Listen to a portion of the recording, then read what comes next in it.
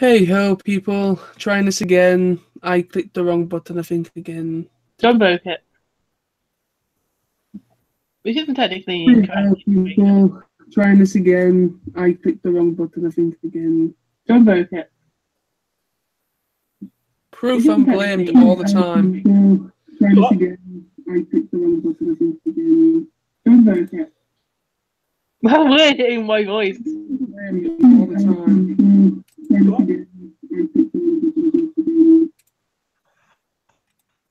That's one of the things that I always find weird, especially, I mean, you two probably don't have it as much as, well, I don't think you deal with it at all, whereas I do. John, probably you would as well. Hearing your voice recorded compared to hearing it as in how you hear it naturally is really weird. Yeah. Oh, yeah. That is kind of why I don't like the sound of my own voice, because I come over like a little girl. But yet, in my actual ear, I sound like an hard-ass cunt. I like that. That's like John knows his head. It's whenever you talk, it's like, I am strong.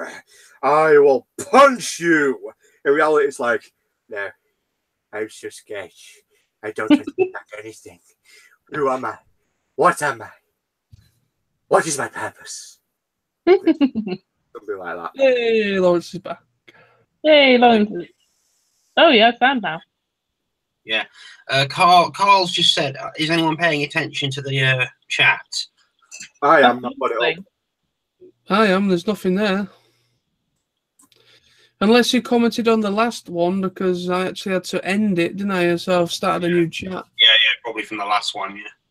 So I did notice Sammy had commented, but I didn't get a chance to really shout out to him until now. Well, we've got a new one doing, so you can do it now. Oh, you just did, technically.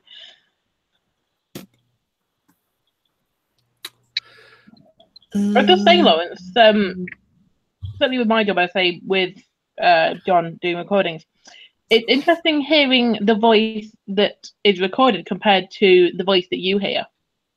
Because certainly in my situation, the voice I hear doesn't have a lisp, whereas when I hear it, even just earlier, hearing the recording back, I can tell there's a definite lisp. Yeah. And it's the same with at work as well, because I can sometimes hear my own voice in like the background. I sound completely different to how I sound or how I hear myself. I agree.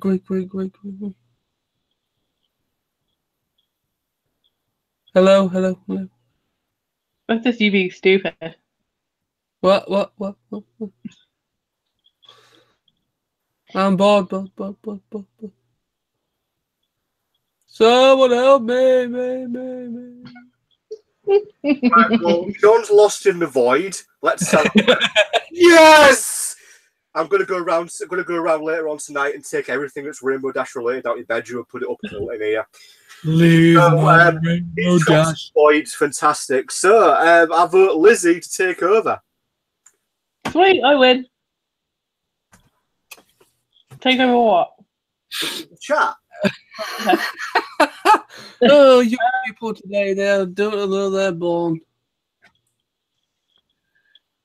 Okay, have anybody seen any sort of movie merchandise or new toy releases that they desperately want their heart, the other part that's set their heart on, regardless if it's Transformers or My Little Pony or whatever? No, not really. There haven't been any, like, I mean, the last thing we've got is the Power of the Prime stuff, but none of them really look interesting apart from Shockwave. The only thing that I was really wanting to get hold of was that Tempest plush. Oh yeah, that one. But I've got it now, so I'm happy. Well, I've got my today merchandise, which I'm hoping to buy in a couple of days' time when I get paid. So watch this space. I'll be showing something off. In regard for Transformers, I don't know if anybody knows this, but Amazon are going to be releasing an exclusive Nemesis Prime for Powers of the Primes. Yeah, I've got it on pre-order, but I've no idea when it'll be released. So I'm just kind of waiting to get an email from Amazon. Well, apparently that wasn't going to be an Amazon release originally. It was actually going to be released a regular release, and then it got announced that Amazon have been giving it as an exclusive. I mean, the only thing that I want, which isn't totally, the thing is, sorry, Lizzie, go on. No, I was just going to say the only thing I want. What was that? Sorry, what was that? Let's try the third time. Given how my phone's gone for the last sort of few weeks, months, whatever, the only thing I actually have my heart set on is a new phone. I'm probably going to get the Samsung S8. A really weird face you're putting there, John. But it's trying to sort of balance what I want to what I actually need. I don't need a Samsung Galaxy 8, but I kind of want it. Also, it's my birthday present to myself, so I kind of deserve it. But apart from that, the only thing Transformer related that I'm after is the movie series Barricade, or maybe one of the movie series is Barricade. Or if they do a lockdown, I might get that. They've just done a movie masterpiece, Barricade, movie masterpiece Blackout, which I really want to get hold of if I can. So, movie masterpiece Blackout. If I see one at TF Nation, I'm getting one. Might ask Nick if he finds a movie masterpiece Barricade to get it for me. I still need to save that. That's a problem. If you see Nick, could you ask if he gets him? Well, he will get him before me. Can you ask if there is any movie blackouts? Could he keep one aside for me? Why do I have to ask him for you? You can ask him. I'm not going to ask him to ask that. I might as well ask you. Fine, I'll be the messenger. Thank you. Well, it's easy because I say he did that for Calidus last year because he's in there quite quickly. You can get whatever you want as long as you give him the money. He'll be a trader again, won't he? That's why. Yeah, he's got a trading pass so he can get in earlier. I need to check out the top of the thing on my wish list. I don't think I'm going to find it ever. Is Transformers animated Blackout because they do one, but it is very rare. There was one at I think it was either the second before Auto Assembly finished, or the last Auto Assembly. I saw a Takara Tomy animated Blackout, so they do from time to time, but very rare. Yeah, it's a very rare thing. I mean, it's something that I'm on the constant. I think there's only a few ones left of the animated that I actually want. Mm-hmm. I can't remember if they released a Hot Rod. But I've got pretty much. I need to compile all my animated to a little place because I've got a Blitzwing kicking around somewhere, but I don't know where he is. I've got a Starscream monster. Last Transformer I picked up was the Last Night mini Megatron figure from. I picked him up for about $3.99.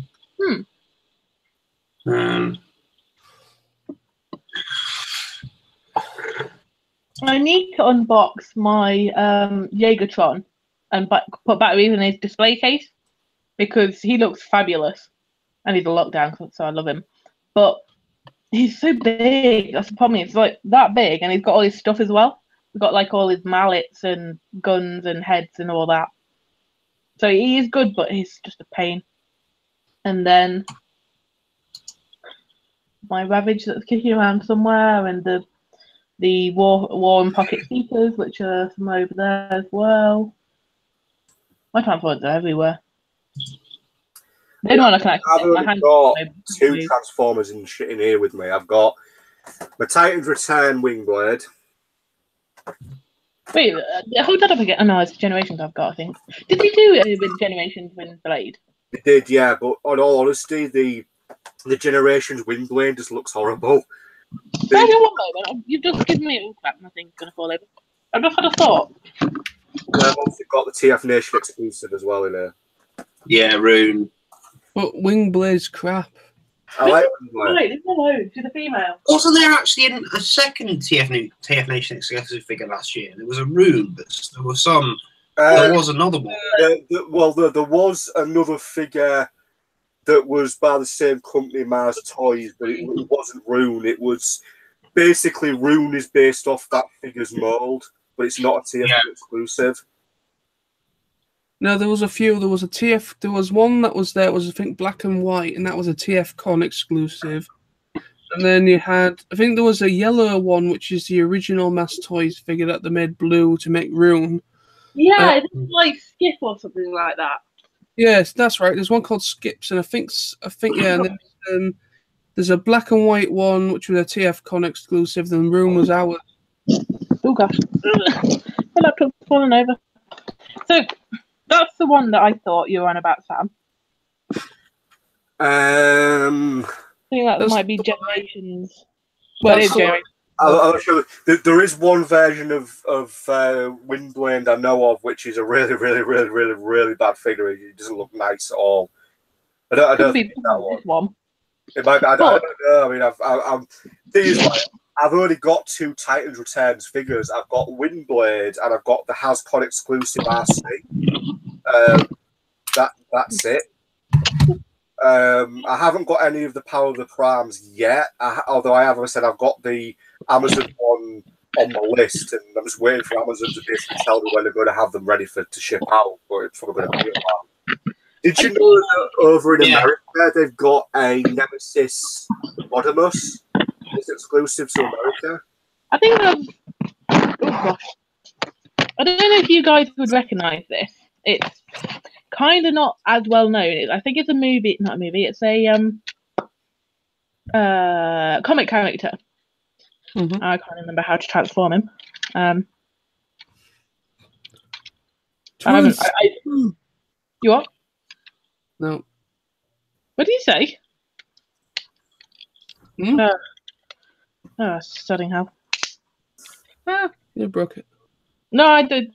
I've transformed. I haven't played with. I went into Leicester City Centre with my friend, and he bought this really good collectible, Incredible Hulk figure from the Forbidden Planet. All I bought today was a few comics from various places. I bought Transformers. Transformers. The Definitive G1 Collections Target 2006. So quite an old one. I got that from a charity shop for £2.50. And the artwork in that's actually by Simon Furman. I bought Power Rangers Shattered Grid, new issue. I bought Yu-Gi-Oh! Manga Combined Volume 1, 2, and 3. And another second-hand manga from a second-hand game shop. And then when I got back here to Harbour, I went to a charity shop and bought another manga for £1.50. I need to finish off my Yu-Gi-Oh! Collection anime-wise because I've got the first three seasons of the original series. I need to get season 4 and 5. Then I want to get all of the Yu-Gi-Oh! GX series. Because I love the original Yu-Gi-Oh! And I really like GX, but yeah, I've never been a fan of 5Ds. I could never get into 5Ds.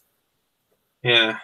Or Zexal. So let's talk. Oh, by the way, any progress on fan fictions, guys? I know I'll always ask. Not recently. I've got to be honest with you, Lawrence. The last couple of days, I haven't written anything because I haven't had the drive to. You see, with me, it's all about motivation. Sometimes I can just have a load of motivation and I can write for ages. Other times I can just sit at my keyboard and just be like, "Meh, I can't be bothered." So I've got to have the motivation. Plus, work. Are you working tomorrow then, guys? Yeah, I'm working all week, mate. Apart from the weekend, I'm off weekend. Do you go and start work in the morning, or do you work in the afternoons? Or?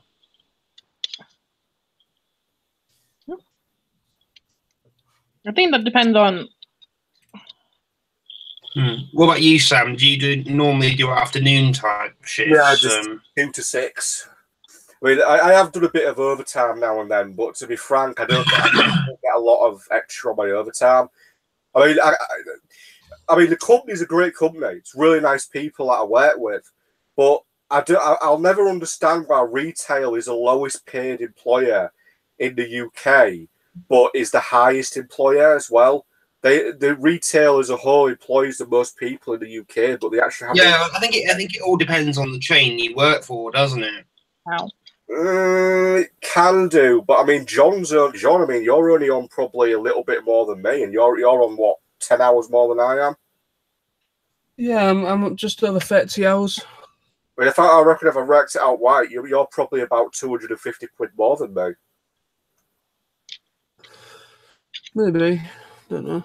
Well, I mean, that's more than average part-time, isn't it, John? 30 hours a week, because it's what, 49 hours usually classed as full-time if you do 9 to 5-ish.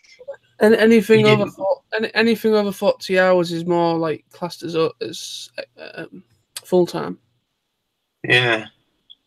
Well, I mean, I'm trying to see if I can get myself a few more contracted hours, but it's only looking like I'm only going to be able to get an extra couple of hours or so on a Sunday at the moment. But I mean, a little bit extra would help me out each month. But ta-da! So, it's a bit kind of hard. So, going back to the going back to the original comment, I thought women could multitask. She was like transforming a transformer. She couldn't talk at the same time. I was listening. Yes, but not a task. Oh, I can tell you, right? Nice. John's on real thin ice there, Lizzie. You know what women say about us, right? Is that they say men can't multitask. Thank you. But I think we are the ultimate multitaskers. Yeah, we are. We can drink a beer and moan and groan about the world. That's two things. Do you want me to come back up to hold there, John? Come back to Hull. Anyway, as I was saying, yeah, I saw this like ages ago on, I can't even remember where I saw it. It was a post about somebody had released in a convention the redo of Generations, is it? That's weird. Generations Drift. Mm-hmm. Generations Drift? Generations Drift, yeah. So this is the redo of Generations Drift as his original character Deadlock before whatever. That's right. Him. So somewhere upstairs I have a Drift, but I also got the Deadlock as well because I thought it's quite an interesting sort of story of what's gone on with him, and I have seen they have released his like Master Yokitron called Wing, and I was thinking of getting him as well to sort of complete the little Wing Drift Deadlock guff. But I think he's quite good sort of figure. If I can remember how to completely transform him, he'd be a lot better. But I've just kind of gone with what I can remember. But he's quite pretty. I quite like him. But he was my pride and joy a couple of years ago because he was expensive, very expensive. But I loved him. Still love him. I'm always careful about how much I spend on figures and stuff. The one exception I'll make is like when I'm at conventions, if I want something that's like old or collectible or valuable, then I'd be willing to price for it. But I usually go for the stuff in the sale when I'm just out and about. If there's something I want, I tend to just sort of pick that up. Because if I sort of like pay something like 50 quid for a piece of plastic, but you could buy a game, you could buy a new video game for that price. And I also got one quite really cheap on a website called Wish. I often buy a few things from there, and they had a sort of knockoff version of Lockdown, the movie Lockdown. So I got that as well, and I can't remember what he's called, but he's quite cool as well. But I have to be honest, when it comes to Transformers, especially in the last few years, I do sometimes feel like they are overpriced. Some of the figures, sometimes I kind of think to myself, for what for what you're buying, they aren't worth the price. But I think that's the majority of the problem with, particularly with the big toy retailers, is like you know, like with Toys R Us, I mean, they've just gone out of business. But like we were saying the other day, like the shops that run on, you know, the shops that you know, their stock is just leftover stock from other places that they get. The prices they sell their stuff at is a very, like B&M and stuff. The price that they sell their toys at is usually a very good and acceptable price to pay. Yeah. But the big toy retailers, they sell it for too much. You know, prices that people aren't willing to pay. And even when I was going into one of our Toys R Us stores, they said they had a half-price sale, but the prices on things were still so ridiculous. So I'd like to know how much they actually sold before they went out of business. Well, our Toys R Us in Hull, me and John went into it about the week before it actually closed up. They were, I'd say, 80% empty. They'd sold pretty much everything. The only stuff that I think probably didn't sell was like our Toys R Us had a section full of really big plushes. Yeah. But they were overpriced. I mean, even on a discount, they were still too expensive, and I doubt anybody bought them. But one of the reasons why I think my Toys R Us kind of shut down is because they didn't keep up with trends. They didn't follow the toy trends, and you need to follow the trends to keep a toy shop alive. That's what you need to do. Yeah, I mean, if you look back at the fidget spinners, I mean, every toy retailer, every gadget shop, even supermarkets, and you know, news agents got them in for sale because they knew that they would sell. Even Poundland got them in, selling them for £1, and they were like the trends. But you know, I don't know what is the big trend for kids at the moment. That's I don't think any of us could answer that. We're not kids. no, but you remember the fidget spinners, don't you, Lizzie? You know, the spinny things that came out. Not like you for work. Mind you, I was more into the fidget cubes because I've got a couple of those. Yeah, I've got a fidget cube and a fidget spinner. fidget spinners, I also quite liked. I think they're still doing them. Sort of what they call slow rise squishy things. They're quite fun. Again, if you're having a bad day, you just sort of give them a squish and they're good for stress relief. However, I'm not allowed. I've got a fidget thing, but I can't say we're live. Yeah, I bet you do. I've got a sexy pillow. Mhm. I'm not that type of geek. I'm not that type of geek. I don't go for those type of pillow things. I'd rather go for a real woman. Wait, you just said you've got a sexy pillow, then you go, no, I've got one of those. No, I was joking. God, Lizzie. Get with the program. Where do you live? Not in Hull. I don't know where you live, but that's I me. live in Derbyshire. That's Completely different. She's from Derbyshire. Derbyshire. Midlands laugh. Oh, Midlands. It's far more sophisticated than us Hull lads. For a start, we don't have it's a Burton thing. Yeah, true. Well, That's the Hull Derby thing, thing, so, technically, you know, it yeah. only exists in Hull. Because Hull's a city and like Burton's a town. Derby. Probably the closest city to me, Derby. technically. I don't do geography. Because then you've got Derby, then you've got Nottingham, then I think Sheffield, maybe. I don't know. Depending on which way you go. All roads lead to Rome. Apparently. If you follow it far enough, all roads lead to the end of England. Yeah, that's true. True. Given up. But no, I mean, see, if you compare, obviously, you've got you and what? If you have to think about it, you've got you and Sam quite close together, and compared to distance, Lawrence and I are quite close together as well.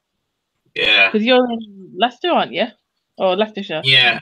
Well, Market Harborough. Do you know of the town Market Harborough? It's not that far though. I don't know if it is in. I've not been there, but I've looked at maps and I've seen like when the news comes on and you've got the local weather, it'll come up with like I think I'll often pop it there. So compared to John zoned out and died, you two are quite close together, and I say Lawrence and I are quite close together. They're not. There's probably about the same distance between Lawrence and you two than like me and you two. Well, me and John literally live 10 minutes away from each other. Literally lives practically on. Technically, he lives on the other side of Hazel, and he's like 10 minutes down the road from me. Is Hazel actually in Hull, or is it? No, it's outside of Hull, but barely outside of Hull. I mean, at one point, they did try and absorb Hazel into Hull, but they basically put a stop to that. The local council didn't like the idea, and neither did anybody living in Hazel, because you need to really keep them separate. Because if Hazel got absorbed into Hull, then that would literally mean there'd be no boundary, and it would cause all sorts of problems. So you're the boundary between what exactly? Technically, Hazel is the boundary between Barton and Hull. Because across the river from Hazel, you've got Barton. So technically, we're kind of in the middle of Barton and Hull. You've lost them, Sam. I can I can hear the gears working in Lizzie's head. What you're hearing is me putting this together. I'm cleverer than I look. Quite an understatement. What was that? Nothing? You usually say that if that's an insult to you, not an insult to me. What? Well, I said I'm cleverer than I look. Which isn't much of an understatement.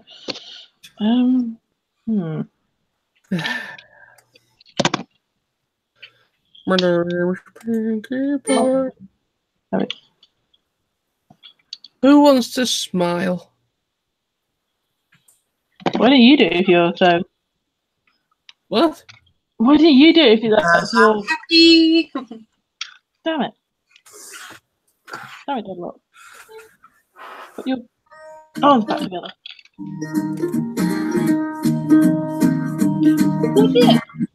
Sam, when we were done last time, we had that conversation about that bingo advert.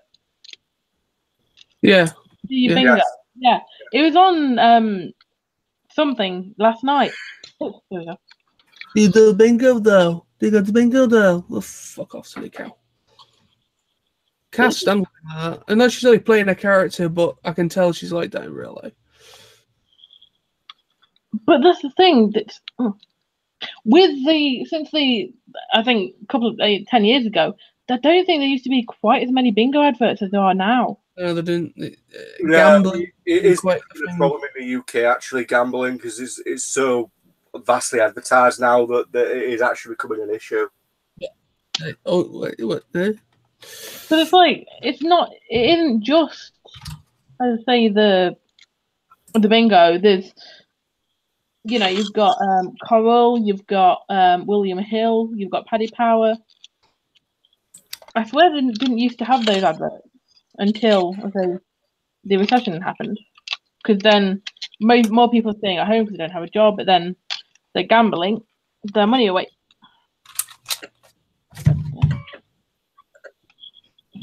I had this done last time, so I don't play with you. Hello. I mean, I am actually watching season 2 currently of MLP because I've got that on DVD as well as season 3 now. So I've started watching season 2. So I just finished watching Elven Lied on DVD.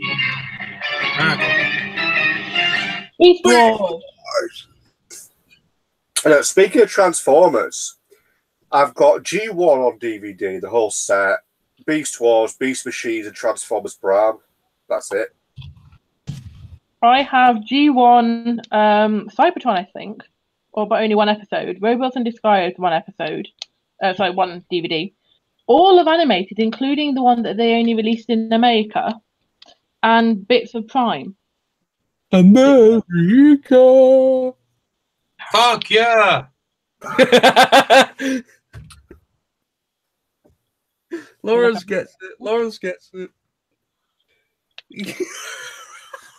I'm throwing Megaton at you. I love that. I was going, America. And all I get is, fuck yeah! You like Team America? Have you seen that that's film? awesome. Brilliant. I love that film.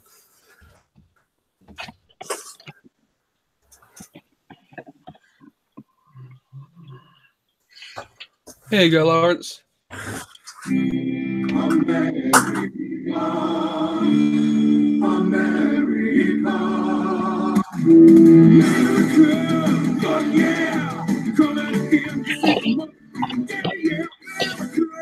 Fuck yeah! We are the only way the rest of your game is through. 'Cause now you have to answer to America. Fuck yeah! So lick my blood and suck on my balls. Fuck yeah! I love the opening scene when they actually go to Paris. I love Kim Jong-il in that film. That is like a bit. You like the scene where the puppets make love? What? You remember the scene where the puppets make love? Yeah. That's Oh yeah, that is brilliant. That is hilarious. I'm guessing Lizzie hasn't seen it because she's No, playing. I have seen it. I just can't remember it. Oh, God's sake. I saw it last year. How do you not The only thing remember? I remember is when they're in the they're all locked up and they release the Jaguars and they're quite clearly black cats. Yeah, the two black cats. I was like, oh, look at Shadow. It's funny. And it's like, oh, I'm psychic. And the cat's like, run away. It's like, yeah, no, that's not how it works. It's funny that. Good. Yeah. I'm lonely, so lonely. Is that the only one that they've done of that, though? Or is the second one? There's only one. There was talk of a sequel, but literally Trey Parker and Matt Stone have turned around in interviews and said, we can't be asked. It was too much effort. Mind you, it took me at least half the movie to realise who the the director voice was. And then once I worked it out, I just couldn't get it out of my head. Seriously? It's Trey Parker and Matt Stone doing the voices, except for the women. The guy who leads them all is the guy who plays Knockout. I am the leader of Fag. Yeah, that's Knockout, and I couldn't get it out of my head once I remembered it. I love. I thought it was like the guy who plays that Brannigan, and I was like, no, it's not him. So I had to look it up, and I was like, halfway through, it's like, oh my god, it's Knockout. And I just couldn't get over the fact it was Knockout. I need to find my Knockout, actually. It's probably upstairs. Any other certain ones down here? I am Alex Baldwin, and I am a fag. Oh god, that film's so fucking funny. I like that other song as well, the one that goes, freedom isn't free, it costs folks like you and me. Kim Jong-il with his lisp. Or Kim Jong-il, should I say. That was very bad intelligence. Very bad intelligence. I'm sorry. I don't want to crash in. We have no intelligence. I repeat, we have no intelligence.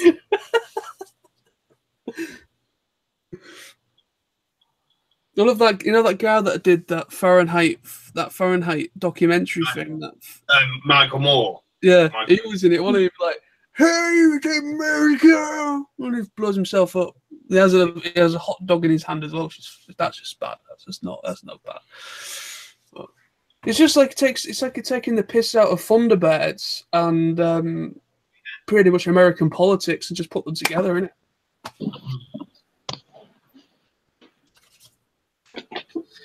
I'd love them to make a Team America sequel, but they've already turned around and said we can't be bothered. Well, they're still doing South Park, aren't they? And that's still so successful. Yeah, they're still doing South Park, but they said that there was actually going to be finishing it, and I'm pretty damn sure it was the last season. The season that's just finished airing or is still currently airing. I don't know how many episodes per season there is now, but they said that they were going to be they're coming up to like 15 seasons now, or over 15 seasons of South Park. Yeah. And they were talking about actually ending it, and they're thinking of making an actual feature-length film to finish South Park off. So, like a second film. an actual film. So obviously, he had Bigger, Longer, and Uncut in 1999. Yeah, which is still awesome. I love that film. I love that Saddam Hussein and the devil are boyfriends, and that's fucking hilarious. Admittedly, that is a good movie. I got a lot of the music on my phone, actually. Did you like the Simpsons movie when that finally came out in 2007? Yes. You know, it was quite good. You know what was really weird about that, right? I had a major deja vu kind of thing when I saw the Simpsons movie. Literally maybe about a month before I saw the trailer for the first time. I didn't see it anywhere else. This was, because obviously back in 2007 I actually saw about the movie. It was actually on another DVD for something else that I bought, and they had like a sneak peek of the Simpsons movie on it with like rough animation. Yeah. And that's how I came about it. And literally about a couple of weeks, about 2 or 3 weeks before I actually sat down and watched it and saw it, I literally said to myself, I thought, I wonder if they're going to be making a South Park movie. The South Park movie has got to be the most... Not South Park movie, the Simpsons movie. Insulting, epic film ever. The fact that film didn't get outright banned is just a miracle. I'm glad it didn't. Yeah. Well, I think some countries wanted it banned, though. Yeah. Wait. I like the whole thing. The whole thing about taking America's, about taking the piss out of America's rivalry with Canada, kind of thing. God damn it! Windows 98, get Bill Gates in here. You said Windows 98 will be faster. We've done all the memory capacity. It is over 98% faster. Bang! It's interesting what sort of cartoons they pick to turn into like movies, whether it's live action or if it's like cartoon as they are. Yeah. Well, going back to the Simpsons movie, I went on that day. I actually saw 2 films. Went with a friend. We went to see the Simpsons in the morning, and then we went to watch the first Transformers in the afternoon. Because looking back, Transformers for me, the only thing I'd really watched prior to that all the way through was the original 1986 film, the animated movie. So what was my sort of main introduction to it was the Michael Bay films. Yeah. No, you mean like that? I say I'd sort of heard of this 80s movies, but the first time I ever actually my first contact with Transformers was the movie, the Michael Bay one, and then from that going back to the old stuff. Mind you, it wasn't until sort of maybe the first Termination I'd been to that I'd actually sat down and watched the movie, because you go to an auto assembly before, Lizzie? I never got to go to one of those. Yeah, I was there 2011. 2011 was the first time me and you actually met, I think, wasn't it? Was it? I thought it was. I think I remember you. Remember that time we were sat around on that table, and Richard was making us all laugh real hysterically.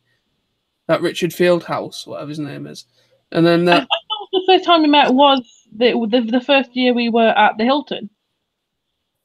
No, because you sort of followed me into the lobby of the Hilton. John, what have I told you about stalking girls? I never followed you. Sorry, Lizzie. You literally did, though. You followed me. His head around it any time you saw him drooling and just going, "Hello, I like girls." I apologise. I really do apologise for his behaviour. John, we're going to have words later. We've already spoken about this. You do not follow girls around. It makes them uncomfortable. Yeah, but the thing is, though, in the Hiltons, though, particularly in the Hiltons, because they're such posh hotels, there's always nice women there to see. Yeah, there is. And I've stayed in another Hilton in Northampton where there was a wedding for a young couple being held. There was a really nice marriage on last year. Yeah, and the bride came round talking to everyone. It was a young bride. I remember when I was going to breakfast, and this real nice manageress was coming down, checking all the rooms, making sure the cleaners was doing the job and such. And then she walked past me, and she was like, "Hello there, sir. Would you like any help?" And I was like, racking my brains. Don't say anything stupid. Don't say anything sexy. Don't say anything wrong. And I was just like, "Well, my room is just there. You can help me out with something then." But no, carry on walking.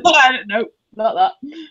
No, I mean, I don't actually remember the first TF Nations. I know we were at the Holiday Inn, and I was on the balcony, maybe having a conversation. Then the next year we were at the Hilton, and then we've been at the Hilton since. Yeah, 2012 was, I think, when we moved from the Holiday Inn to the Hilton. Mm. But yeah, I remember meeting you because my first stay here was 2010. Yeah. I don't remember seeing you there. No, I say 11 was my first one because I'd only just turned 18. Mm-hmm. And my friend said to go there on your own, you need to be 18 years old. So I was like, okay, I'll go. Actually, too far. My friend. Technically, you could go. You could pretty much rent. I'm pretty sure you could rent a room at the age of 16 at a hotel. I'm sure you could stay at a hotel on your own at the age of 16. Yeah, but it looks a bit wrong of a girl of 16 on her own in a hotel on her own. It seems a bit wrong, doesn't it? So it's gonna. I wouldn't say much point. There's not much point in coming to, particularly to an event like TF Nation on your own, if you can't have a drink with your buddies in the bar. That too. I mean, if it wasn't for my friend Justine, who was the one. I mean, I met her on like DeviantArt many years ago, and she's like, "Oh, there's a Transformers convention in Birmingham." I was like, "Okay, you should go down." I was like, "Okay." And then the first time I was there, so I shared the room with her, and then she hasn't been there since, annoyingly. Yeah, because that's the first year I did cosplay, never again. And then the next year we were at the Hilton, and I've just kind of like either had my own room or shared with somebody. And then we had 2 years ago that TF Nation became a thing. Yeah, this is the first one this year. So I've kind of the changes. It was kind of too late for me to go in to 2016. Yeah. Because I got talking to John a couple of months. I think I found you on Facebook a couple of months before TFN 2016, John, and because of all the hype that was going on around it, that's when I decided I wanted to go last year. So. Yeah, well, like as I was saying to Lizzie, yeah, I'm pretty damn sure 2011 was when I was first introduced. Well, it wasn't officially introduced. Oh. Not officially introduced. I vividly remember we were all sat around a table, me, Sam, a few other people, and we was right in the far corner of the Holiday Inn bar. And Richard Fieldhouse had been drinking all day, and he was literally like making us all absolutely. It was literally, I was in hysterics. I've got a photo. Actually, I'll try and find the photo and I'll send it to you. There's a photo that it's not actually mine. It was taken by somebody else. I have no idea who took it, but I was tagged in it. And it constantly pops up on my Facebook whenever the year comes round that it was taken. And literally, you was right at the window, and I was in front of you. And then we was absolutely in hysterics. Do you remember Chris Evans, that Welsh kid that you say, "I like his voice"? Oh, you're jealous. Calm down. No, that's basically him. He had that green alligator puppet thing, and he was going around. Oh, yeah, I think I remember that. Yeah, that was 2011, and that was my second time going, and literally it was probably one of the most funniest and hilarious evenings ever.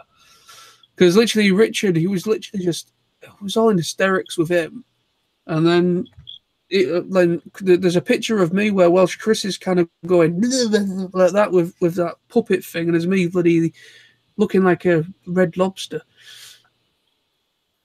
Because then the official sort of meeting was, or that I remember, is we were sitting in the ballroom of the Hilton. Mm-hmm. You were kind of abandoned. I think that was the first time that Tony actually introduced you to me, because it was, I think it was Tony. It was official.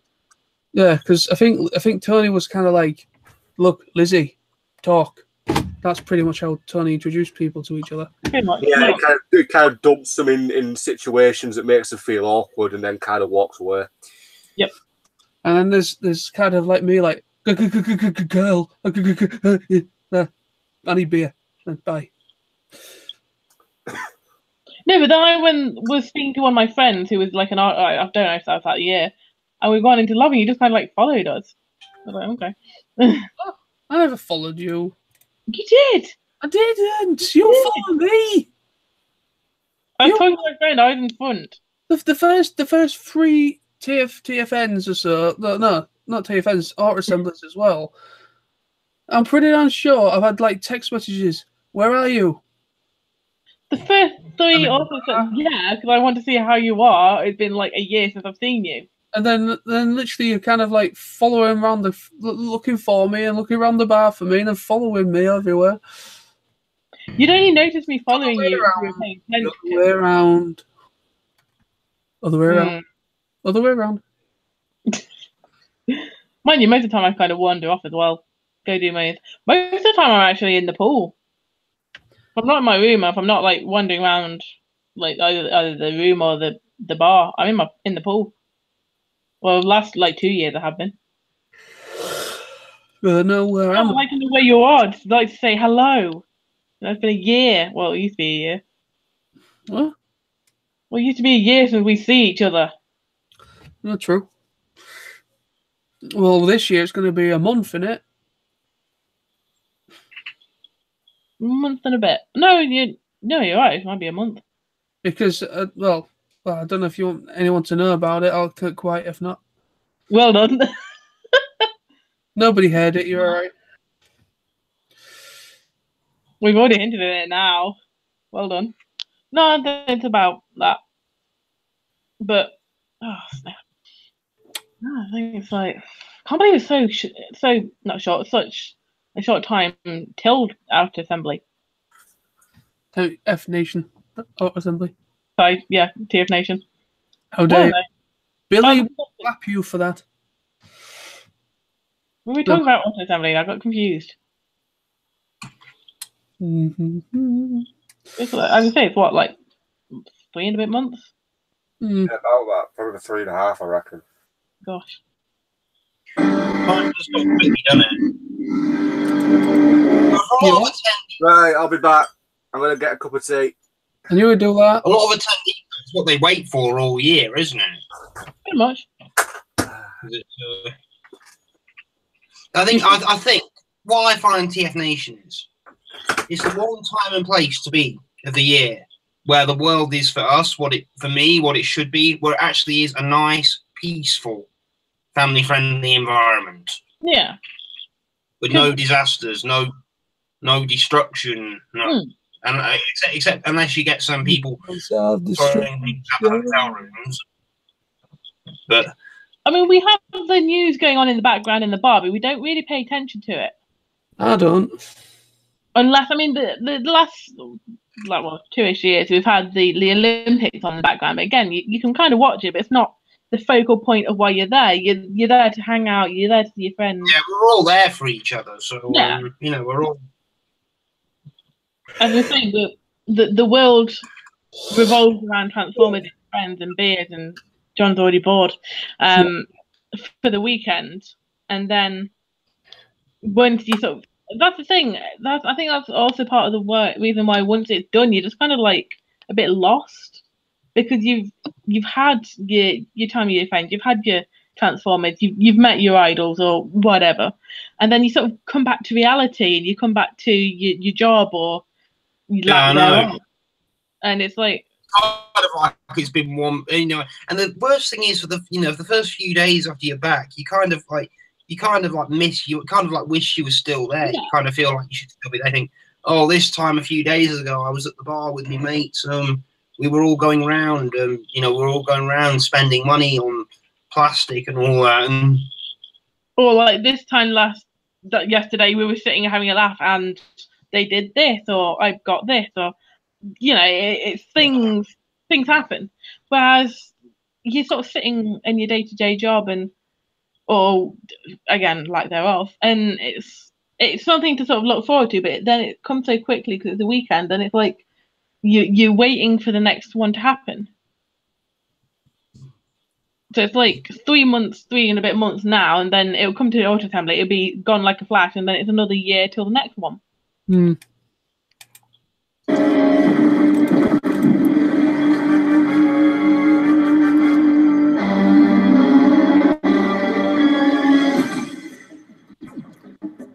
What episode is that? Or is that just the opening? Right. While we're waiting for Sam, you just talk amongst yourselves. I'm just going to go and have another fag break. Okay.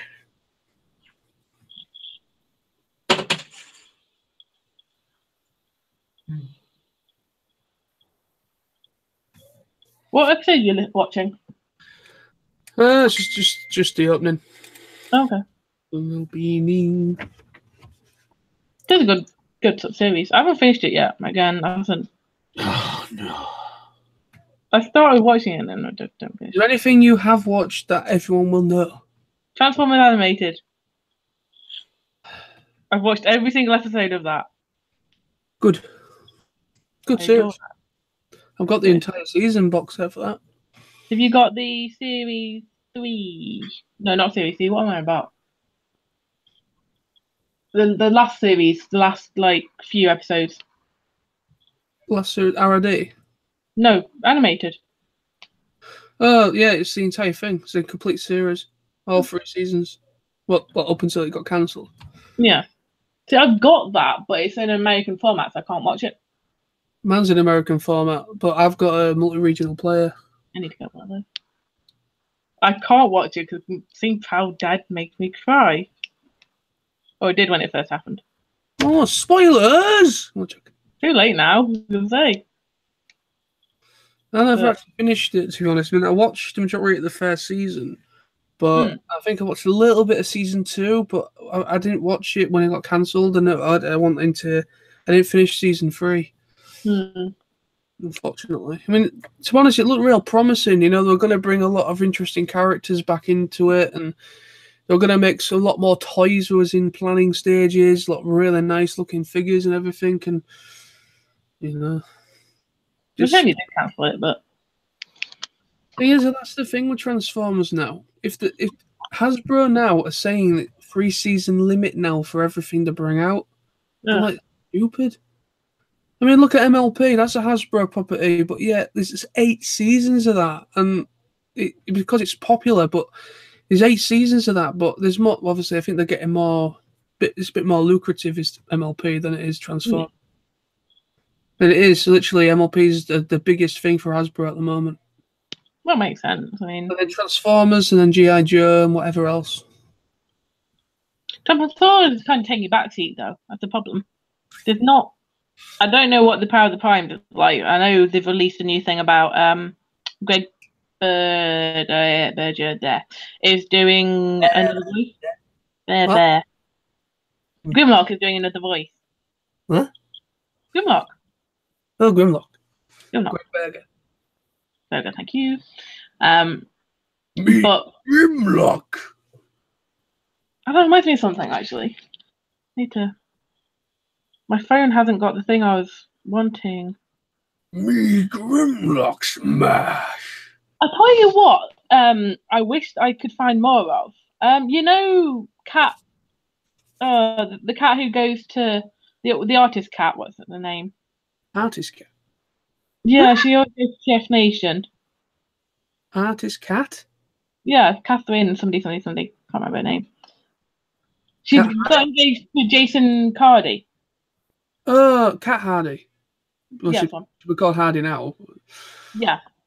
Well, yeah. I've just remembered the dude's name now. Yeah, so Jason used to do the DJing for. Yeah, Jason.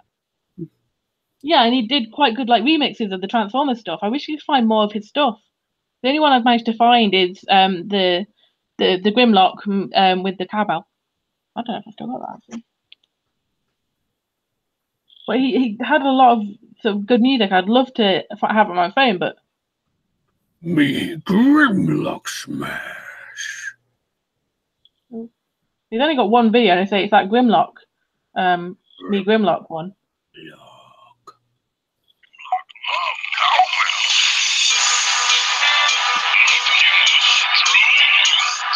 But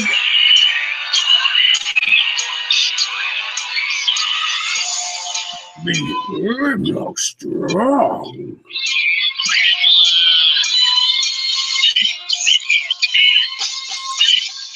But stuff like that, I wish they had more of his music on. Well, Sister got rid of the whole disco aspect of it now because it didn't get many people going to it. Because I can understand why, because people just wanted to go back to the bar and chill out, and it is actually the only problem I think with TFN is that there is quite a distance from the bar where everyone likes to hang out, and the evening festivities hall on a Saturday. I can understand why people bugger off and just go back to the because I can see. Well, obviously, it's a ticket due anywhere for Stan Bush, so you've got to buy a ticket in order to see him live. But I'm kind of hoping that there's not going to be a really stupid, because literally I managed to get a Stan Bush ticket really quite easily, and they said they're limited. They said they were limited to like first come first serve. And when they usually say things like that, there's like probably only maybe about 1,000, maybe just under 1,000 capacity, because that room can only probably take about 1,000 people, or maybe 500 people, seated, whatever. But yeah, I'm really hoping that it's going to be a good turnout for Stan, because I remember. Do you remember when Jared came? With his band, that Wolfgang band. Yeah. And literally he came, people was asking for him to come and perform, and everyone buggered off as soon as he started playing. Everyone bloody just like left them, just left the hall. There was only about 10 people in the entire room listening to him. So after, sorry? It was a good, if it's the one I think he did a good set. It did. I mean, literally, Jared's a really, really good musician, and his band is pretty good as well. I've got 2 of his songs. They've released 2 albums. Oh yeah. Well, they kind of released them. They kind of was they kind of like did them kind of like to help try and promote themselves. If that makes any sense? That like 2 like demo type albums to kind of like prove what they can do. And they had them up on these like sharing sites, like music sharing places as well. So they were trying to kind of get themselves signed. They were trying to get a record deal originally, but to be honest, I don't know if you. Literally, I've not actually heard anything from Jared's band for a long time. He still meets up with his bandmates, but there's been no word of him actually doing any more work, any doing any more songs, writing any more stuff, or performing, or practicing with him with each other. There's been nothing, absolutely nothing. So I'm kind of wondering if they're kind of like having a bit of a break from it all for a little while. It could be. I mean, or because of Auto Assembly, they've kind of like said, "Fuck it," you know. Yeah, I mean, that's always a problem as well. It's quite hard to find what people, something that they say would be a great hit may not be. I think Stan Bush would be, or is. Oh yeah. But apart from that, it's really hard to see what people would want to see and what would be classed as a big hit. Yeah. But we'll have to see how it goes. I think the availability of Stan Bush, it probably is a first come first serve. It's just that you happen to get one quite early on. No, it's what I mean is that literally, I was on there as soon as the website went live, right? Yeah. And I tried solidly for about 20 minutes to try and get my pass sorted, and also the hotel. I never managed to get the hotel on discount rate, so we had to. Unfortunately book kind of with the hotel, so it's not discount. A lot but for the weekend. Hmm? So you've got to pay a lot for the weekend. It doesn't. It doesn't. It's not actually. Excuse me, Sam. I'm not joking. No, I mean it's not actually that much more, to be honest. I mean the only extra charges is that you have to pay for the breakfast separately. What do you get breakfast in with the meal? Sorry, with the room. It is that's where the special TFN special rate comes in, because with the special rate that TFN have managed to talk out and talk the hotel around with is you get your breakfast, you get your breakfast included potentially for free, and all you pay a little bit less, so it's like maybe about 10% less on your rooms. There's only like 10% difference from normal rate to TFN special rate, but literally there must be something else going on, maybe one or two things going on in the hotel the same weekend again, so that there's not as many rooms. But literally they went within half an hour. I think that's the thing, though. People so for example, if we were to do it, we would then book, maybe try and book, I don't know, a double at the same time, and then realizing if one of them's got it and the other one doesn't, then you could then cancel it within the next, whatever, and still get a different room. That's the thing. People will immediately sort of book a room or what the plans they are doing, and then as soon as the plan changed, maybe their friend gets one or whatever, then they will cancel it for you to then get another one. I want to see if I might see if I can book a room for the Thursday. No thought of it.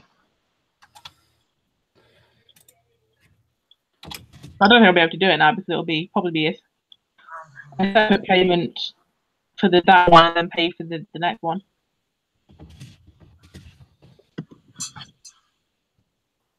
Yeah, Hilton. So Birmingham. Again, for me, it's not that far. It's only about.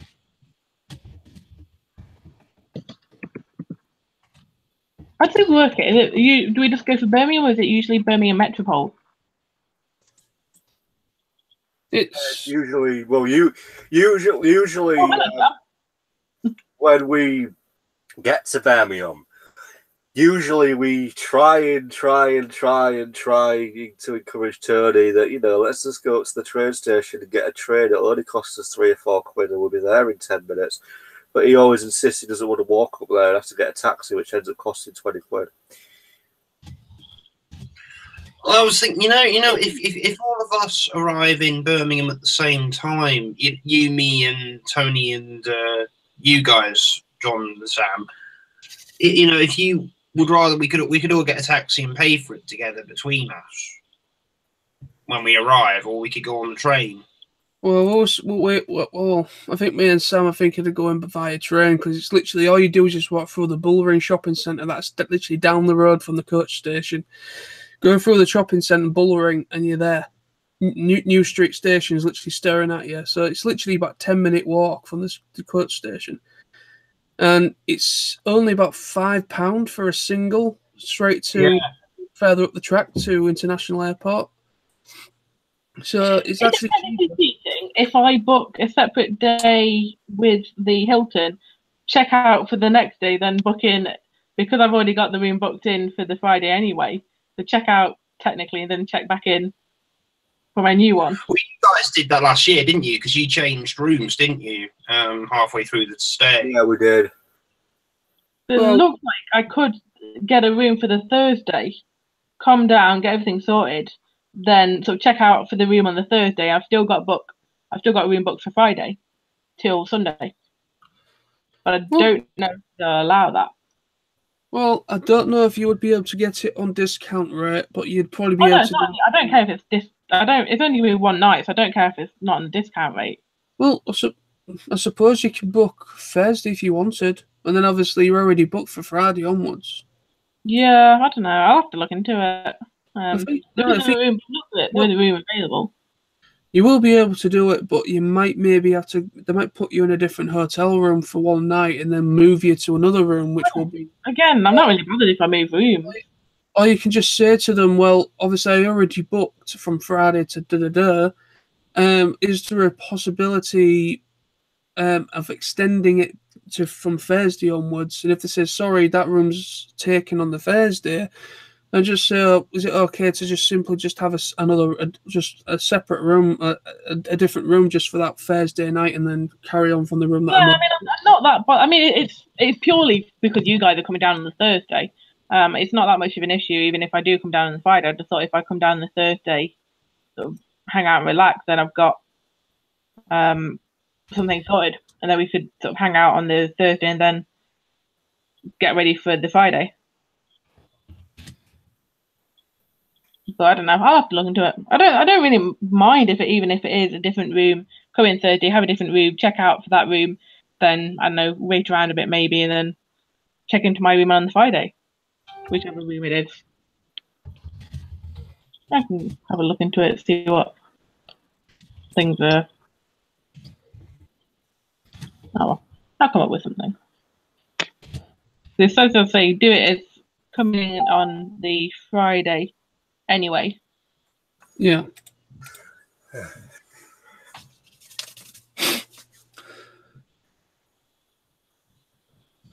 I wish I had the Force. Oh dear, now what? Because Sam's left his keys in the shed door, and I could just go Force, and I can literally just get the keys out of the lock. I know what you want, Sam. You want to steal Sam's copy of Past Sins. Yes. You probably couldn't. I don't think the Force can effectively have a direct effect through a computer screen. Yeah, I don't quite think that's how. I think you'd need something like a portal device.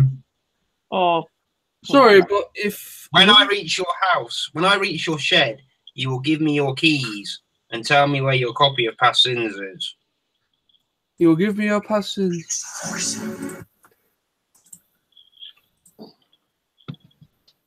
Yeah, just going to throw that up there. Just well, actually, you remember the scene in Empire Strikes Back? Doak's one of his admirals through the monitor. So yeah, maybe it can work through the computer screen. So he goes because he chokes the admiral to death and then says, "You are in command now, Admiral." Yet. Thank you, Lord Vader, so much for killing my best friend and putting me in his position. I'm still going to get killed for this. Probably. But now my intrigue's messing with me. I reckon I'd be the only person that Vader would never kill. That's not how the Force works. Use the Force. That's not how the Force works. Oh my god! Han Solo looks like just an old man who's gone out to the shops and got distracted. He kind of does actually when you freeze it, yeah. He does. If you look at the way he kind of standing there looking at Finn, it's kind of like, yeah. What do you want? Yeah. Laser thing. It's like, whoa, okay. I thought it'd be something like, okay. Use the Force. That's not how the Force works.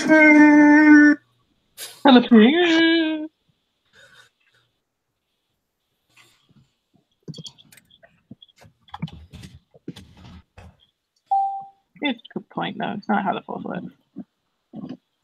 That's not how the Force works. Thing is, though, Sam, you can say this, though, about the Force. Essentially, he used the Force in order to do this. If Luke Skywalker in The Last Jedi... Has anyone actually seen The Last Jedi yet before I say this? Nope. Yes. Damn it. Have you seen it, Lizzie? No? Nope. Are you interested in seeing it? No. Well, not right now. And probably by the time you say this, I've forgotten anyway, so you know. Okay, then. Right, so if Luke Skywalker on a distant planet that could not be found by anybody So it's so secretive, so that it's literally at the other bloody end of the galaxy.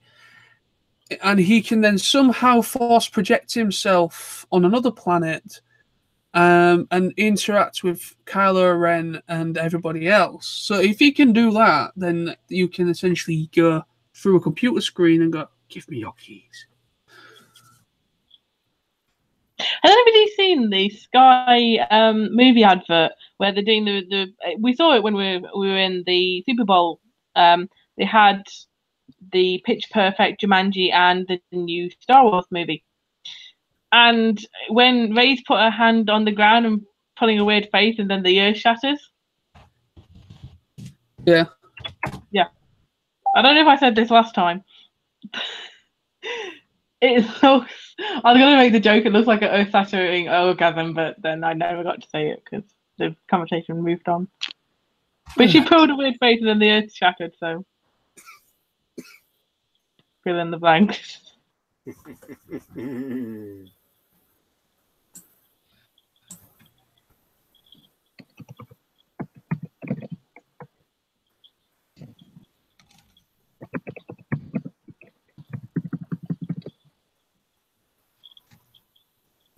Who are you writing to, by the way? One of my friends. She lives in America. Oh, right. She doesn't. The thing is, she works like odd hours. It's like some days she'll have the whole day off, and we'll have a conversation. And sometimes she'll finish the conversation about 7 because she's got to go to work. So it's like when she's on and available, I have a word with her. When she's not, then I'm free to do other things. Ooh. You sound like Chewy. Calm down. Fuck Chewy.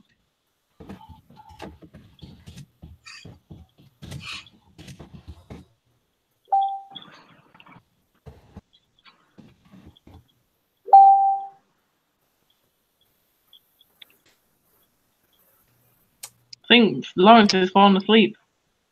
No, I haven't. I'm here, don't worry. Just like,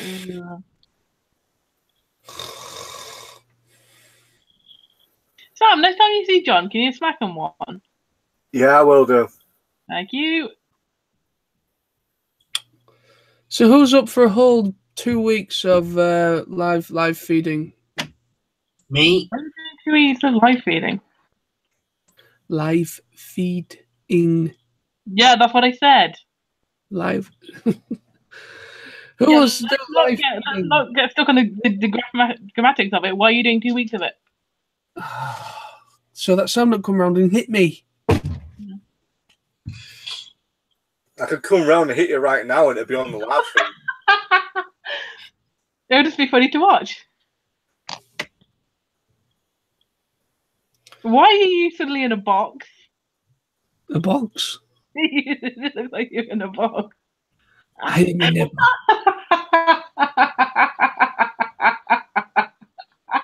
I only come out once a day.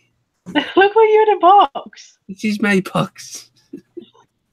John's had enough. He's gone to call in his box. This is my box. Oh, he's in a mirror. I can't quite tell. I literally can't though. The thing there and the thing there. So it looks like you're in a box or in a mirror. Or both. I'm in a box. Dude. I'm in the computer table, look. What? Oh, God. Computer table. What? Computer table. Super table. That is really confusing. Ah. Hold it still. I said hold it still. Now we're going to have an epilepsy warning. Da, da, da.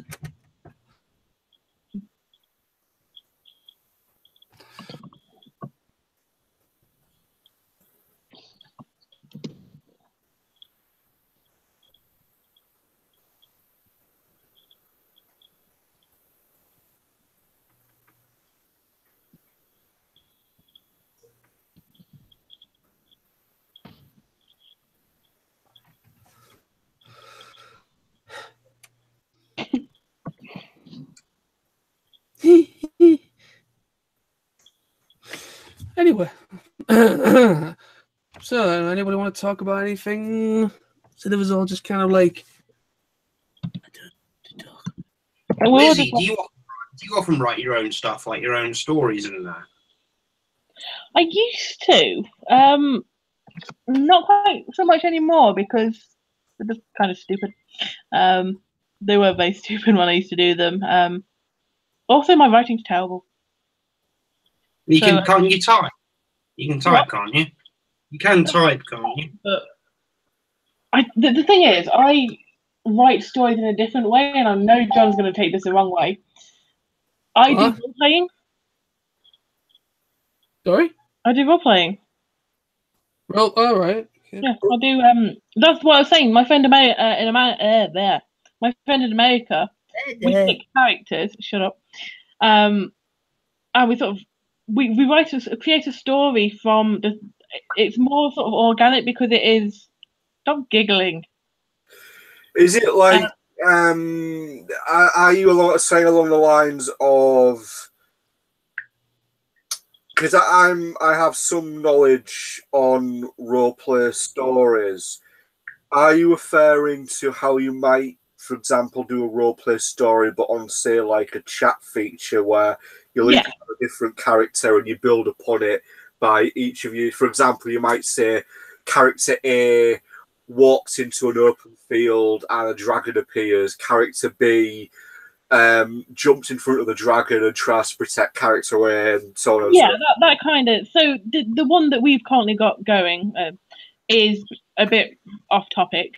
This has been going on for years. It's the same sort of role play characters. It's always been. I think we picked animated Prowler, animated Megatron, but I can't remember. I know it's just Prowler, Megatron. So yeah, it would be, for example, Prowl sitting in the forest. His helm's down, meditating. He twitches as the vision of his dead master comes into his mind. He breathes, trying to relax, to push out the feelings, and then that's his part. And then they'll. You said twitch. Yeah, he twitches sometimes. He gets nervous. He hides under bed sometimes. He likes animals. He has a pet, actually. Well, he had a pet. I don't know what he's done with it. He had a pet cat, and then he had a pet He ate it. wolf, I think. He ate it. But yeah, so as I say, it's you type your bit, and then you've got the organic response of the other person, so you can react from what they do. For example, I don't know, Megatron dives down and shooting at the Autobot who isn't aware because he's off in his own world, panicking about the death of his master. And then sometimes you can then add your own, so you can continue down the route of character, or you can go. You can bring whoever character in as well, so you can have you play maybe two characters, they play two characters. Lots quite like that kind of thing. And it's more sort of building up of you've got the more organic element of you've got the other person's reactions as well, so you can bounce off that. So I like that more than just having, because if I write it, then it's all what I want. You know, it doesn't. It's not. It's quite boring because it's all one-sided. It's all my reactions to whatever I've done. Whereas if you've got two people, you've got the reaction of what you're saying and then their reaction back, so you can then react from what they're doing. So I quite like doing that. I'll say my friend Amanda, we do. It depends on. I don't know about. It depends on how long she's on for. It can be if she's at work, it'll only be maybe an hour or two before she goes to work, or if it's like this one, it's however long I'm up for.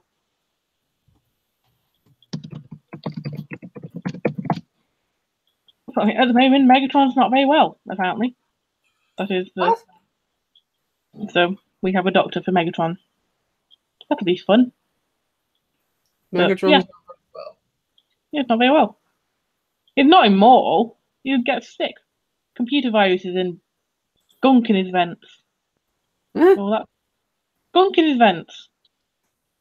Well, we get affected by dust and dirt. I'm sure they do too. Cosmic Rust.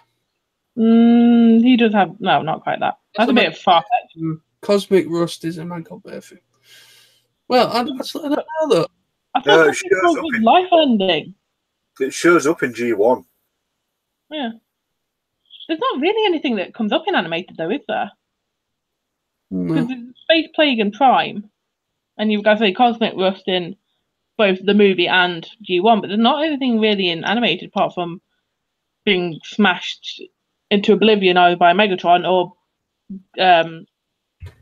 Lugnut's stupid punch thingy. Maybe we're getting frozen by Blitzwing. Where am I? Why am I just a head human? Why is he just ahead? Where's the rest of him gone? Or did he just get burnt up? Well, literally, his head's the only thing left. So essentially, that doctor guy builds him a new body. Well, it's a good body though. Oh, God. Calm down. I'm not going, oh my god, it's sex. I'm just thinking it's a good body. It's good for human standards. Mm-hmm. And then, because he originally named Grimlock, doesn't he? He said, oh, this is Grim locked in something, and he goes, Grimlock. I'm like, okay. Grimlock. But that's, I need to voice animated again. Me Grimlock. Need to get a bit of lockdown. That boy hit my nose. That's G1, not animated. You Mm. don't really speak in animated anyway. Well, it does, but it does speak in like short. No. Then there's like when he's gone after the spider lady, there's like me Grimlock follow, but me Grimlock follow alone. Ugh, idiot. Me Grimlock. It's pretty And cool then- to see that it's pretty cool that Greg Berger's reprising Grimlock in the Machinima little miniseries, Oh yeah. as well as Mark Hamill's in it as Megatronus. You know, speaking of Mark Hamill, right? What is happening with that man? Because in the last year, well, yeah, last 8 months, I'd say, he's kind of gone from defending the most recent Star Wars film to basically then saying he hated it, to then stating that Disney didn't basically stand by the fans, and then to now recently saying that he's done with Star Wars forever. It's like, what the hell is going on with him? Attention. One thing with Mark Hamill, he's mentioned this at live events. He likes to wind people up. Well, yeah, I know that. So he pretty much says what you see on Facebook, don't take it to heart because I'm literally just having a big joke at you. So he'll be at the Star Wars Celebration either this year or next year, whenever it is next. And he will be there and he will be promoting because he will essentially be in the next Star Wars film. Essentially, he is done with Star Wars because he's no longer alive, but he will probably be making a reprise role in the last film. So essentially, he has left the fandom. Get it?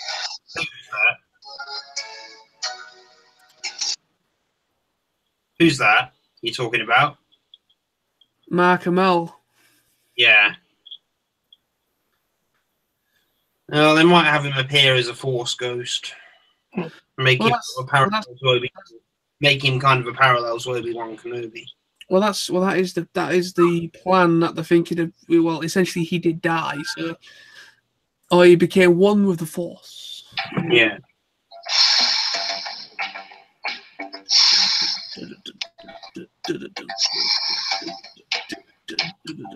I'm trying to find that music because I want to put it on my phone. I don't know if it's that. You must look, it's Unicron.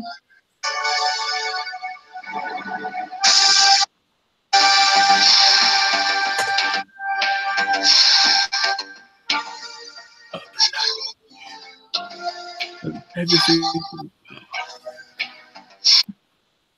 I don't think it's that music I'm looking for, though. No.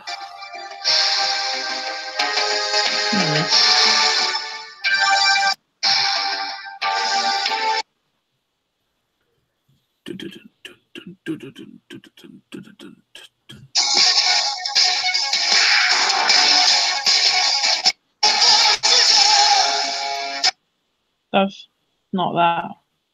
That's annoying now because I have to go through the whole like soundtrack to find the one part that I want. Tell me what it is, and I'll tell you because I know I everything. don't know, that's the problem. I've only heard it in. See if I can go. Can you remember anything from it? A lyric? Anything? No, it's not. It's not Louis. It is. 1 minute. Is it the Transformers opening theme? Is it No, live? I'm thinking. Transmograph. There it is. I can find the sound.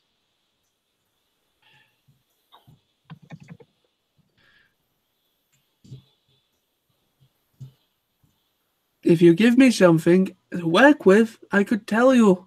I shut up. I'm thinking. Transmographizers. Because no, I was shown a video ages ago. How to make Transformers better. And it's like renaming like Transformers and stuff like that. And the song Transmographizers. Yeah, you're thinking about it's the one where Optimus Prime sings a Spine song. Might be, is it? Is it like it was like remember the Spine song for Oreo Bots? Yeah, it might be. Yeah, I know which one you're talking about. Serialbot, I know that.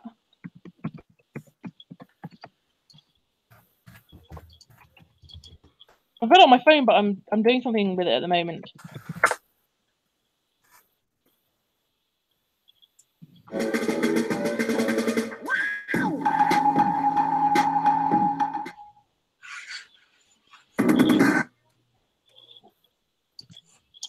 It could be that one actually. Tons.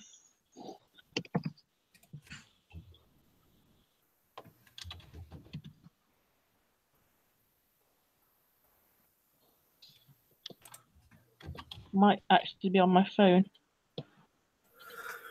This is bugging me now.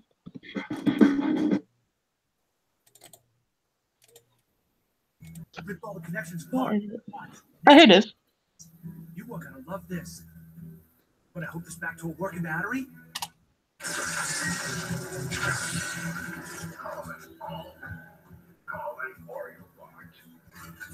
Calling Oreo Bot. It's worth it all.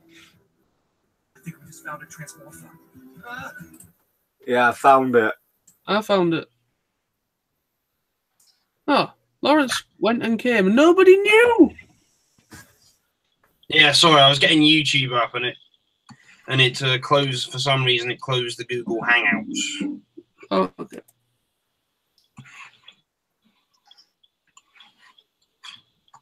I ripped all the connections apart and watch, and this took some genius. This is what I mean. But it's the next one that I mean. What I'm looking for, but it's not the singing. I don't know if you can hear it. Battery?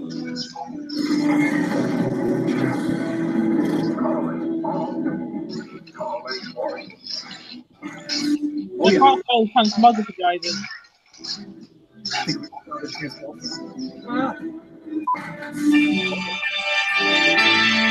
You got the touch. This one. You got the power. And I don't know what that is.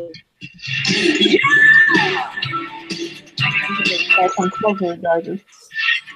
They transform.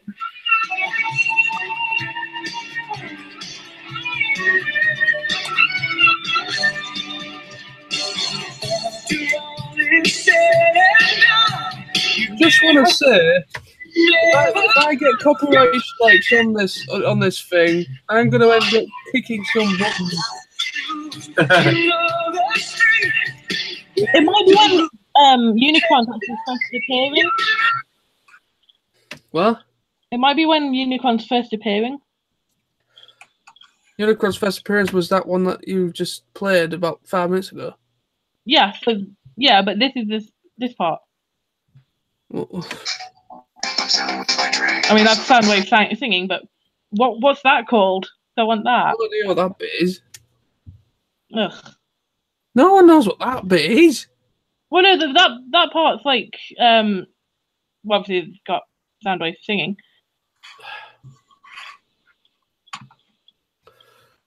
I might have found it.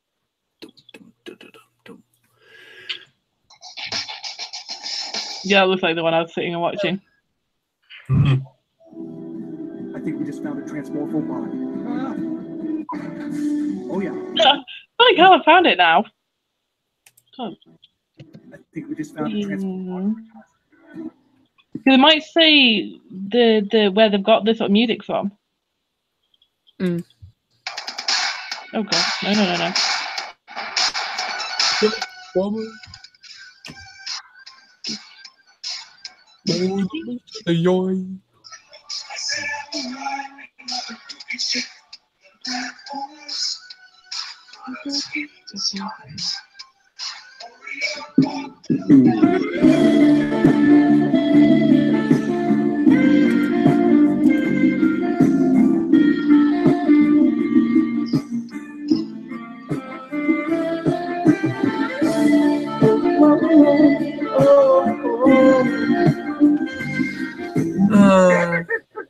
The Republic's anti-slavery laws are... The Republic doesn't exist out here.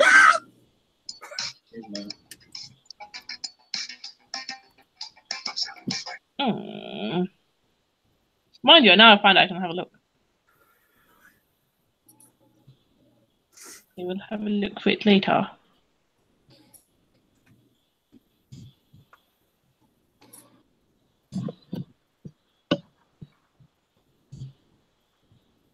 Has anybody ever seen a pod race?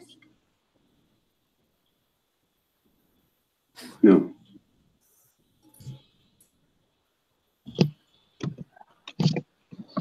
You're the only human who can do it. Not likely. And you're also the worst child actor, Mr. Jake Lloyd.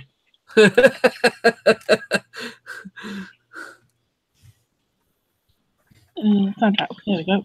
And he grew up to be a right prat, didn't he? Yeah. Sorry, I'm trying to find the music. Not that.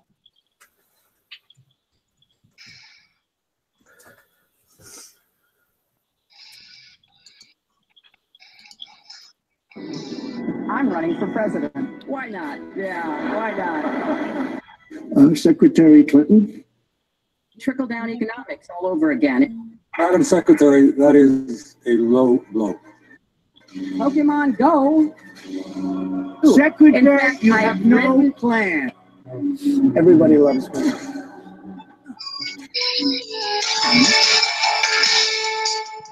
$150 billion. I'm asking people to vote for me simply because I'm a woman. Oh, hello.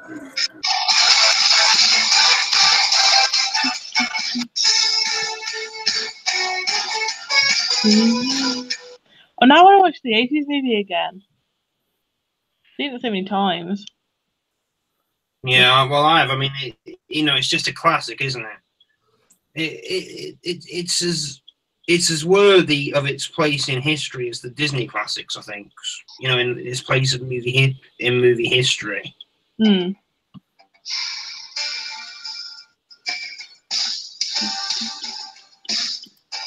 Thing is, I think most of us now can actually sit and say pretty much most of the movie. Possibly even with the voices.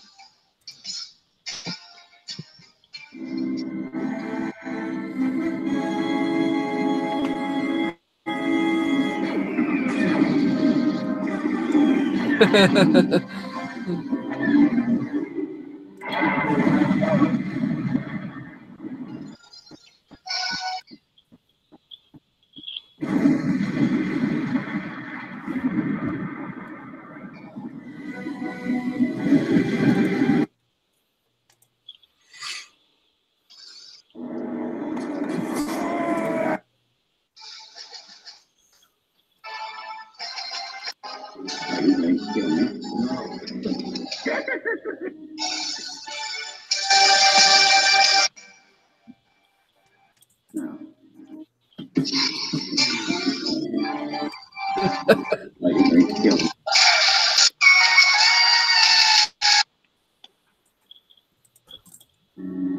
Are you going to kill me? No. Yes, I am. Yes, I am now. Those two have decided to do in their own world. So, Sam, what's the world like with you? Good.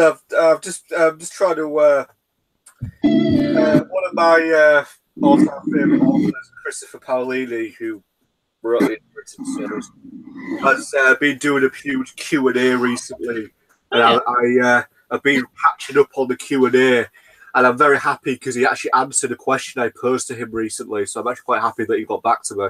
Oh, that's nice. Oh, Christopher Paolini. oh yeah. You have no idea.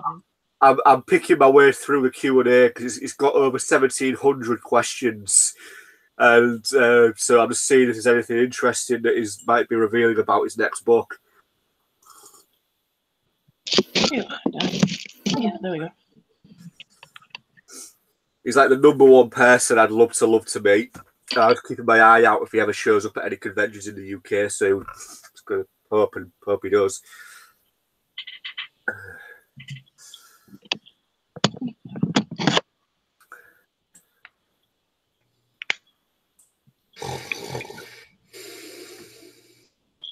Sam, I think you're needed at John's house.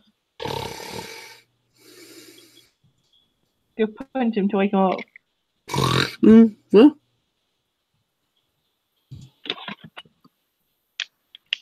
I can't help it. This is boring. Yeah, maybe if you partook slightly more, it wouldn't be quite so boring. You know, right. Let me point something out here, which not really followed, but Donald Trump has truly gone and screwed things up again. Oh no, Sam, no. We said You're aware that he's decided to pull America out of the Iran deal. No. You have any idea just how bad that is? No. You don't realise that is a very, No. We're not talking politics. Shit. Well done, idiot. This is a happy vlog, not a politics vlog. Politics. You pose the question or a topic then, since you've been distracted by most of the time with whatever you're doing on your laptop or Desktop. What have you been doing on your desktop? Probably thinking, why the hell don't I get myself a better computer? Because his computer that he's got is just absolutely outdated. Get yourself an Apple. Get yourself an Apple Mac computer, Sam. They're not good for games, but they're good for creative things. I don't do either of those. I'm on Facebook or whoa, that one just died. No, Sam's trying to prove a point that he's got a very crappy computer. What kind of... Probably can't really see the computer that well because I can't get the webcam. I can't read it through the gap. But that's a nice desk. That right there is my computer. That's Aragon. It's kind of hard to kind of show it there. That's Aragon. But this computer. That's Aragon. Right here. That's Aragon. This computer is a gaming computer. It is a custom-built gaming computer. All I saw was a book of Aragon. Yeah, because that's on top of the computer. What I have here is a custom-built gaming computer that took me 5 months to save up for. And blew it up twice. And over the years, it's been rebuilt and modified. Blew it up twice.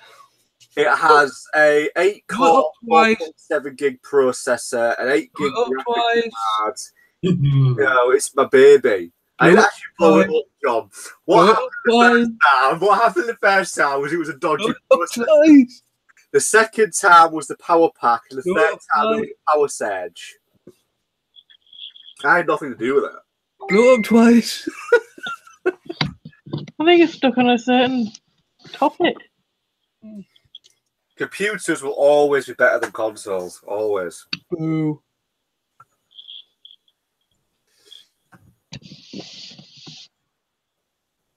My cats haven't come around for a bit of time. I think I'm out somewhere. You're very popular tonight, Lizzie. Of course I'm popular. I'm always popular. What are you on about? Popular. We have to be popular somewhere. Oh, by the way, Sam, I've sent you the link to that Brony fandom thing. Hopefully you should get it in your messenger. Yeah, I'll have a look because I've never received anything earlier. Well, I went to the ad thing, but I think they might have maybe something where nobody inside they can only add people if they want, you know. They might have a different type of secure. Oh, Mindy's up here. Hello, Mindy. When she come up? Has anybody actually checked the comments, see if anybody's like talking, or we're just kind of in our own world?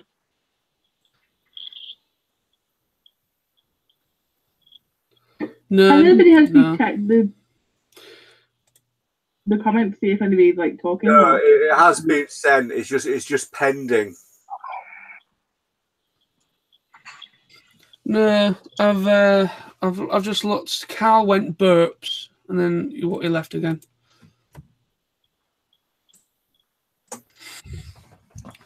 Mindy.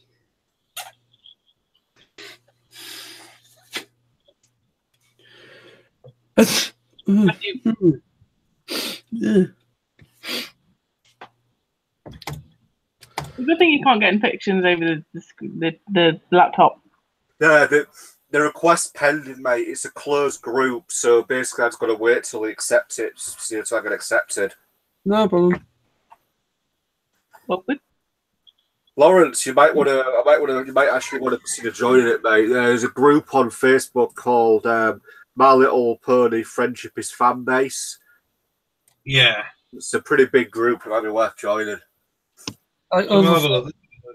Over 41,000 people are on it. Oh. We will turn you, Lizzie. You will join us. You will. Nope. You'll become a Pegasister and join the Brownies. Nope. I don't know why she just check out an episode. She might actually like it. I mean, she already said she likes Tempest by how she looks in the song. These are the name for a start. She's still here. I haven't suddenly died. She said she didn't like. Yeah, well, you know. Oh dear. Well, give it time, Lizzie. You know, you might come over. You might not. Well, if she just would watch an episode. Next time you go down to Hull, Lizzie, watch the movie either with John and Sam. That's how I'd be watching the movie. They'll be. I'd take a little interest in it prior to that, but it was a movie that got me into it big time. It's something I'm sure I will get into. Is, as I say, it's finding the time to sit down and actually watch it. Yeah. Because you know you can get the DVD. You can get the DVD for $6.99 at HMV. It's in the sale, and the Blu-ray for $9.99. Anywhere near Burton or Derby, to be fair. That's boring. Oh, shut up, you! Just because you have one. Wait, did we? No, we didn't. Never mind. We do have one. No, I was gonna say, did we go? But I think we didn't. We decided not to go. We walked past it, and you said no. Did we walk past it? I don't know where it is. We walked past it. Okay, never mind. Even if I got the DVD again, it's like finding time to sit down and watch it. It's the time that's the issue rather than the game. Well, I know where you're coming from there, Lizzie. I really do. You know, for example, here we are. Star Wars: The Last Jedi. I bought this probably a month ago now, I think, and I still haven't watched it because I just simply haven't had the time. You know, I watched it. I got my copy and watched it straight away on that Monday it came out. I watched it. I'm probably looking if I don't do it like this weekend or next weekend, I can't really do it until maybe start of June. I've got this weekend. I don't know what I'm doing, but now I'm going to a friend's funeral. Dad's funeral on the Friday, the weekend after is payday, but I'm going to see Deadpool on the Sunday, I think. And the week after that's my birthday, so we're going to Norwich. Yeah, Deadpool's out on Friday, isn't it? Yeah. I should be going on Saturday. Next Friday. Huh? Is it this week or next week? Next week, isn't it? Yeah, but that's when I'm going to see it. But then I say the week after I'll be in Norwich, so it's like that's the problem. Finding time to do things, even if it is seeing my friends down here, it's not. I haven't found. Also, when I'm not asleep or trying to catch up on other things within the home, it's because if I sit down and watch something, and my mum's already at me for getting the house tidy for my gran to come down at some point, which we don't want, but we have no choice. It's either she comes down or I have to book time off. Well, I don't, as I've said, I spoke to John a couple of weeks ago, no, sorry, not a couple of days ago, that from now till Altar Assembly, there's not very much time for me to actually have time off, whether it's come down to see you guys or it's just to come, or even just stay at home, because it's the sort of what we would class as summertime. A lot of people starting to take their time off. Yeah. So I've got this week, I've got Friday off. I've got no days next week, and then I say the week after I'm going to Norwich, so I've got Friday to Monday. I've not got anything in June, and then I've got 3 days in July. And then I've got the time off for TF Nation in August, and that's about it. I haven't got, but because it's the time that people are getting everything sorted, I was very lucky to get the time off in July. So it's finding the time to sit down. Might be I actually watch it after TF Nation to actually have time to sit down and do it. But well, look, we're only joking around with you. I mean, I know that feels I'm behind on nearly everything that's popular. I'm behind on Game of Thrones. I'm behind on Flash, Arrow, anything Netflix. Anything on Netflix that's currently popular. I mean, but I'm behind. I could say it'll probably take me about a year to get up to date. How'd you do? Second. Oh, for love. Hello. You always get second. Well, can't beat the other team. No, let's go first. You need me. Except I'm here, so you know. One Friday. We're doing thing on Friday. Not Friday, isn't it? We're not. Yeah, but it's a bit disrespectful. It's not everyone else. There's going. Is she? Okay. What's there's going? Oh, okay. And Paul and Tom. I'm just trying to find your me. Names. I have winning. Yay. Hello, Mummy Sim. We're still doing it. I see you still doing it. Still doing it. Still arguing. That's okay. Well, she's moaning at us, so arguing at us, not moaning at me. You can keep quiet. Right. Uh-oh. We got a bag of long ago in a distant land. Oh, close. Got a tea in it. Squirrels. There's 5 in a bag. We're storing our tea. Thank you. Yay. Chocolate. That's going in my bag tomorrow. What is that sound? Shape-shifting long ago in a distant land. I, Aku, the shape-shifting master of darkness, unleashed and evil. We had a picture quiz. Ooh, yay. We did really badly at. Oh, what kind of pictures were there? Ozan Hugh Laurie. Oh, okay. They're kind of like, who are these people? Things. Your thing kept connecting, disconnecting, so I've taken it out and I'll put it on for charge overnight. Okay. I've been on cup of tea. And that's the first time in a long time I've had last orders, please, gentlemen. Are the pilots still there? No, they weren't there. Oh, that's not bad. Okay, so I leave you to finish off your whatever you're Yes, you're doing. We were having a conversation before John decided to put something weird on. Okay. Now we're all still here. What we were discussing beforehand. We're all kind of multitasking at the minute, aren't we? Oh no, they're I can. Yeah. I can see them now. I think they're down there. Yeah. Yeah, I can't read them. Well, I can tell you some of the pictures that I had taken. Oh, this is my folder of stuff, pictures of either autographs by like pictures of the person or me with people. So the lockdown that I got at TF Nation this year is in there. I don't know if anybody's seen this picture. It was on my Facebook a couple of years back. I'll leave mine Oh, here. yes. I remember that one. Yeah. So my actual first successful cosplay, as well as what? Oh, sure. We've got they're pretty much the same, aren't they? Oh yeah, I was saying earlier, the guy from Nightmare. So Mum got that. Oh yeah, yeah. So that's the guy from Nightmare. Yeah, Mum actually did decide to get this.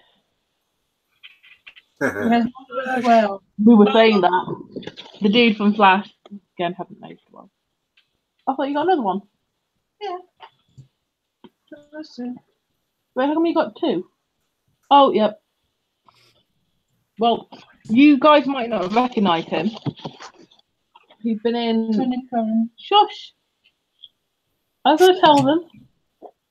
He's been in Defiance and Doctor Who. I recognise him. I recognise him. Is it Tony or Tim? Tony. Tony Curran, thank you, mother. And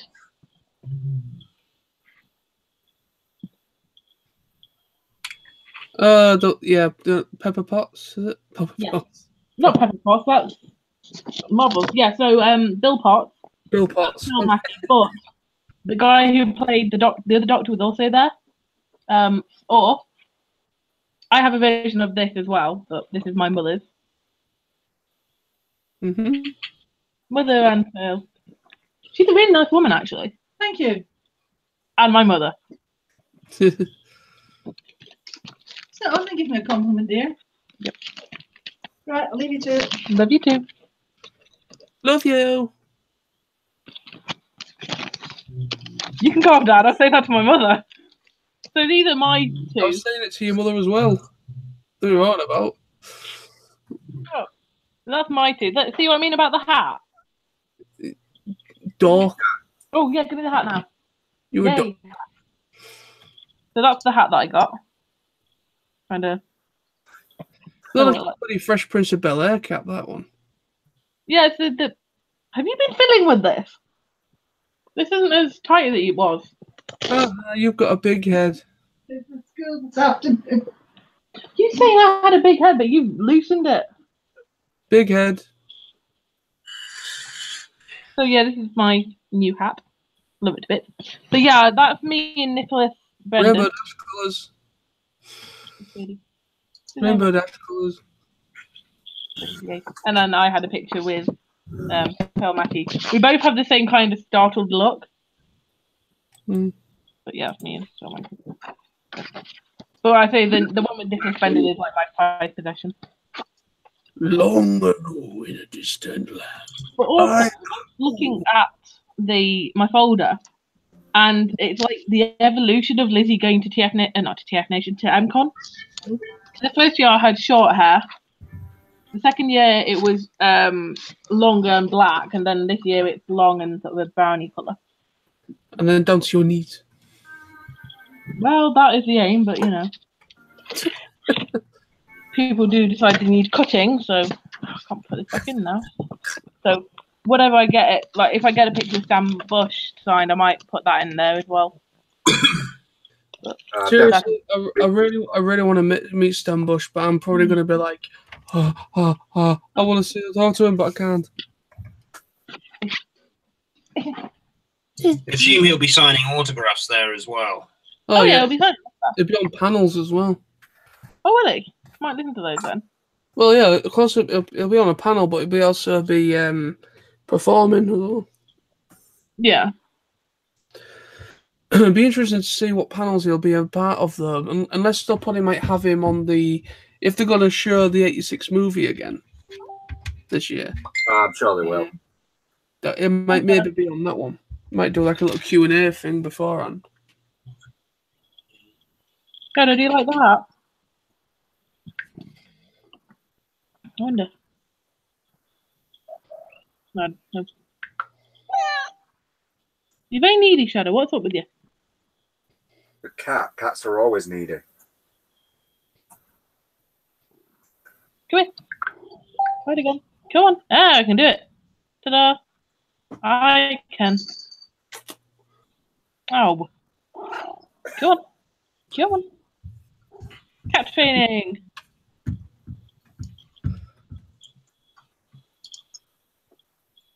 Sit down.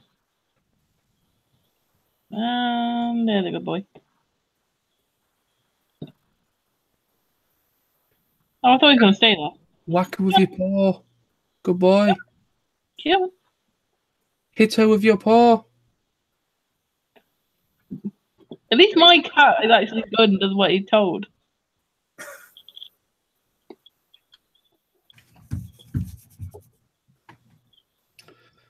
Come here. Lie down. Are you working in the morning, John? Or... Yeah, I'm working, fortunately. What time What time do you start? Oh. 1:30. Oh, jeez. In the afternoon. Are you working tomorrow, Lizzie? Yeah. Oh. I didn't even actually hit him. You did. Didn't. You went, me. Boop. He goes meow anyway. Look. He's needing you. Boop. That usually doesn't end well. Does it, Shadow? Oh, the worst, Sam, can you see behind me? I finally got that print that you got us on the wall. Why do you get them done? Why don't you get a proper frames on them, mate? I don't like that. It is a frame. No, I mean a proper frame. Oh, No. There's these very basic clip frames, aren't we? I mean, you can go to Woodcrafts in Ezel Square and get a proper frame done. No. yeah, I know, but I just want to keep them pristine in that kind of format. That they just simply just protect the print, and you can just pop them on your wall. No.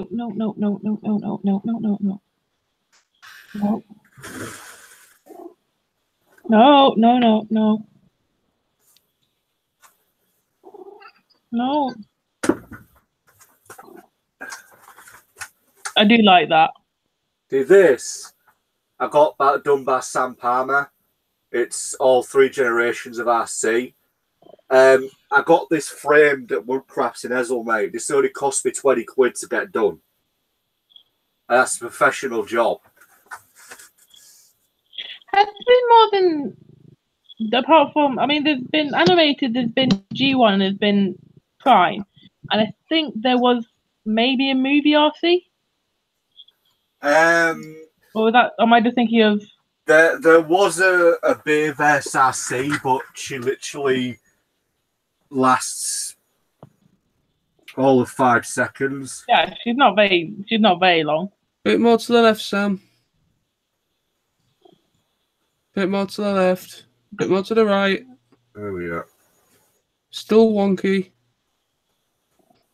How can you tell? I mean, mine looks wonky. Wonky donkey.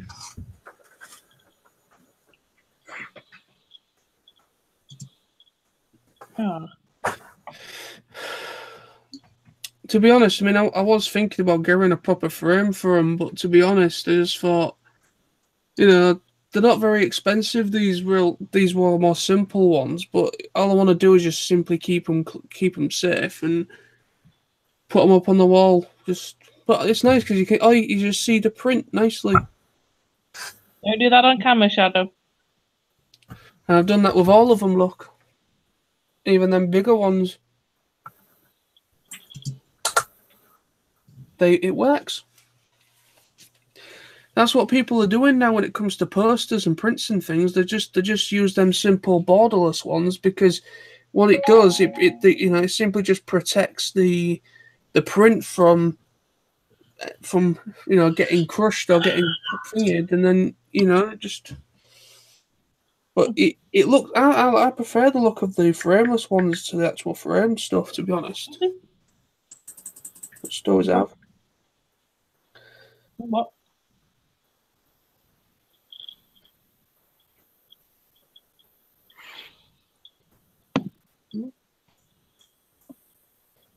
Yeah, I need to get some stuff framed as well. Well, it's up to you, personal preference with you, Lawrence. But I would recommend going to Wilko's. That's where have you got a Wilko? Have you got a Wilko's? I know Wilko's well because I used to work in Wilko's for a while. Oh, right. I worked on here, so. Well, where I got mine from, the see behind me, what I've got all hung up. You can get different sizes and everything, and they're literally they really are quite cheap. Them big ones up there, look, of Rainbow Dash and Tempest, those two only cost me about £4 or £5 each. Oh, that's good. And then these smaller ones are these ones here are about £3. And I got them all from Wilko's, but there's still some more prints that I need to get put up on the wall, to be honest. I've had to take a few down to put them up today. But literally, I'm only going to be able to fit another maybe 1 or 2 prints up on that wall. Then I'm going to have to start moving to the other walls as well.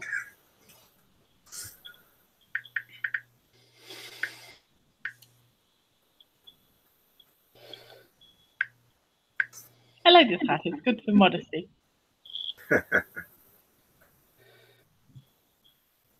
You don't? No, you're not.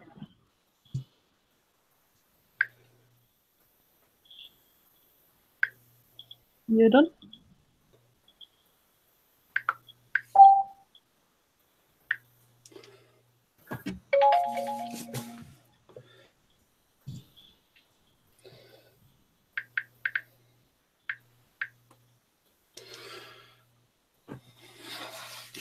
You done now? So now I've got quite a nice little mural of posters on that wall now. Big thanks to at least about 1, 2... Yeah, 2 of them up there. That got me those, two of them. Especially that Lonely Dash one.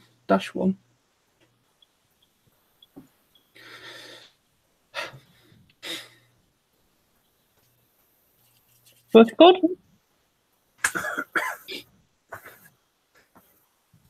Or anybody reading anything at the moment?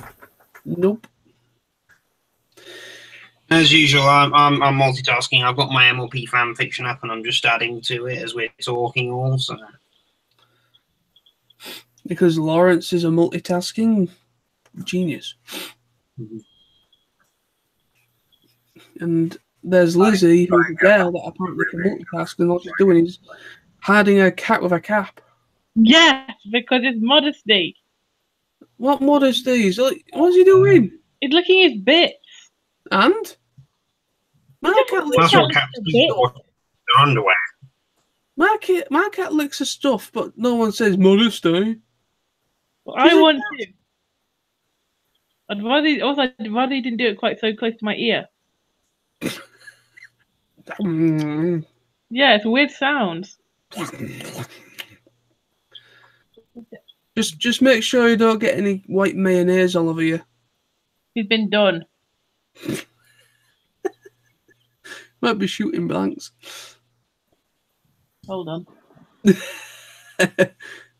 Where's his head? There's his head. Maybe. You're evil. You can sit in a cap. Go to toilet in the cap. Not anymore. I don't wear that. Shadow, don't put your foot quite so close to my face. You have a tendency to keep your claws out, and I don't want scratches on my face for tomorrow. Feet. There we go. Good one. Wow. I don't mind his tail there because it's quite ticklish, but anything other than that, If I sit like that, you don't actually see him. His little face. He's not doing anything. Licking his bits. I don't want the internet to see my cat licking his bits. I've seen far worse things on the internet. Oh, you wonder. Could be worse. It could be completely stretched out licking bits. True. But there are far worse things out there than a cat licking itself. I quite like when he licks his thing and does his ears. That's cute. Spends most of his time sleeping or licking himself. Tickle, tickle, tickle, tickle, tickle, tickle, tickle, tickle, tickle. Were you licking your paws this time?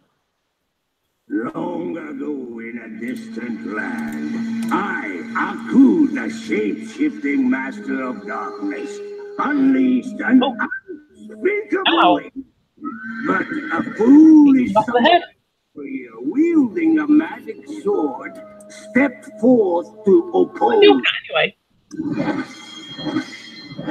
Before the final blow was open a portal in time and plung him into the... My name is Shadow, hey?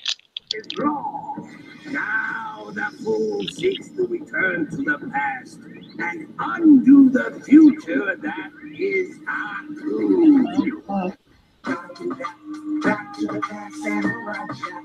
Watch out!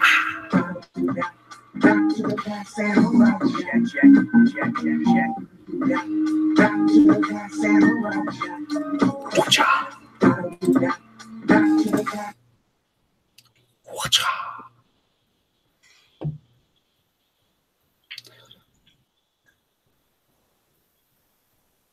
Lawrence, you kind of off screen there. Oh yeah. Back again.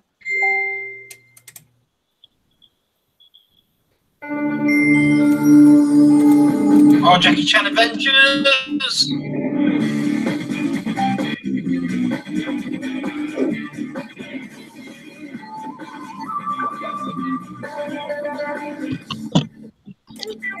You know, it was really interesting that I found out about that show, right?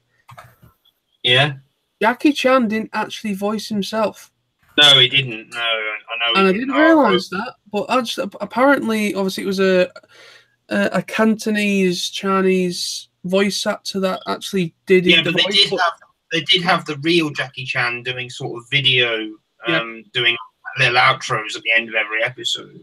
Yeah, he did like he did kind of like outros where he's kind of like showing kind of moves that he knows and things to kids and that. Yeah. Oh, did he actually get all of those? What? Did he actually get all the amulet thingies? I think so. I think the whole story was. I think there's 3 seasons of it. Yeah, there is 3 seasons. But they had the first season was the amulets. The second season was something else, but similar. They had the talismans. The talismans was. And then one thing they had that. What was it? The dark hand thing. That sort of like that Chinese puzzle thing. Yeah. They had like that thing called Tarakudo, the big sort of the big ox head. Yeah. Oh yeah. And I also know apparently Jackie Chan's niece Jade. She isn't real. She was fictional, but he does actually have 2 nieces who they based her off apparently. Yeah, she's fictional, but because Jackie Chan was actually he actually kind of when they were making it, he pretty much said, I'd like it if you would give us kind of like a young character, maybe like a niece or someone that I've not met before, kind of that, and it works because Jade's awesome. Jade's an awesome character. She really is. She was. She was very. And I love. I like Valmont and Shendu. I like those were good. Those were good villains. Oh yeah. Is Shendu the dragon, or I'm thinking of somebody else? He's like this dragon spirit, I think, that possesses Valmont.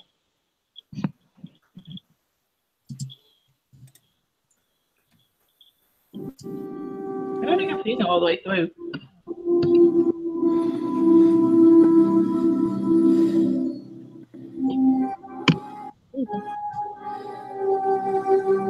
No. Just because my laptop moved doesn't mean you get to sit on it.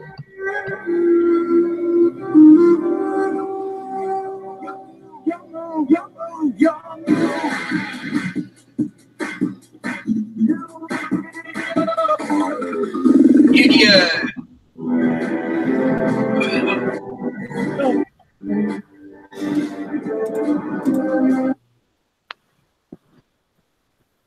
Oh, no. Why you up in that Pokemon? Power Rangers. Yeah.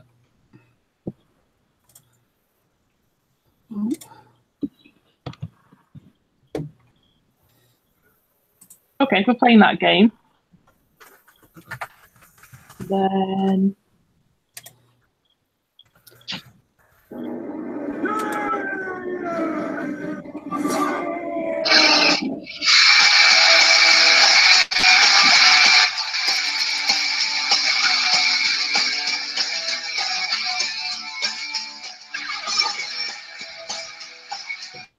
and the only sort of shows I can probably say that and this one and Transformers Animated, the only two shows I've actually seen all the way through.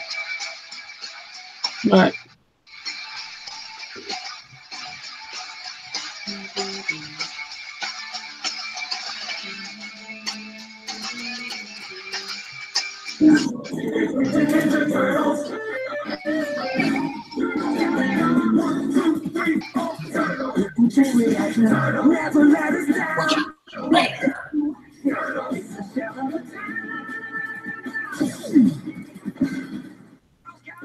Why are you so distant to the left, Lizzie?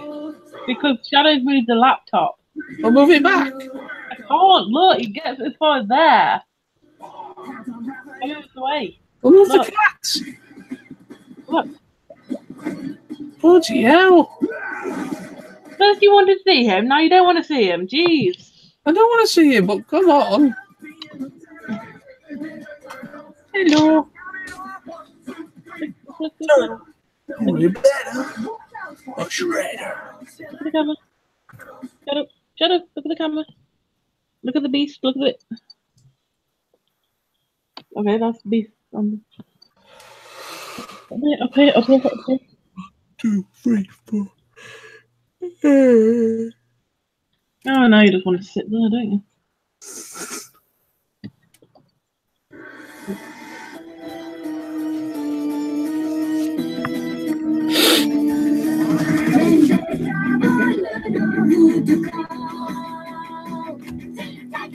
From the tower they can see it all. When they see you go on the attack, look your ass knowing they got your back. Cause when the world is heroes on patrol, Teen Titans.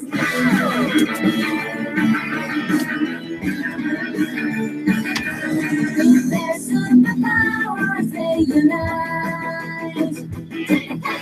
Never meant to feel it, that's the light. They stand the bad guys on the run. They never stop till the job is done. Cause when the world is losing. I want them to bring that show back properly. Remember Super Robot Monkey Team Hyperforce Go? Oh, yes. With this one, even if we've never even seen the show, we know exactly what that is.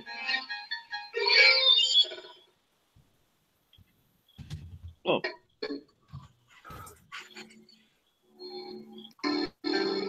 Okay, we don't exactly know that one.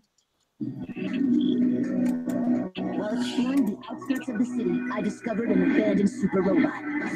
It was then my life was transformed by the mysterious power of fire.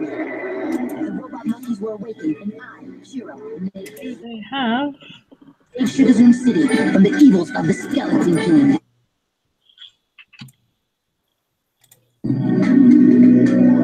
While exploring the outskirts of the city, I discovered an abandoned super robot. It was then my life was transformed by the mysterious power of fire. Yay, like a lot. Better what? You're supreme.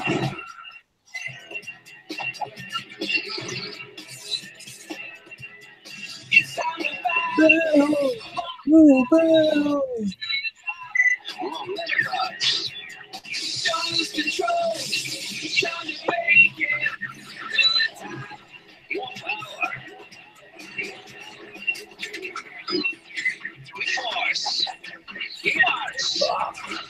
Better fight it.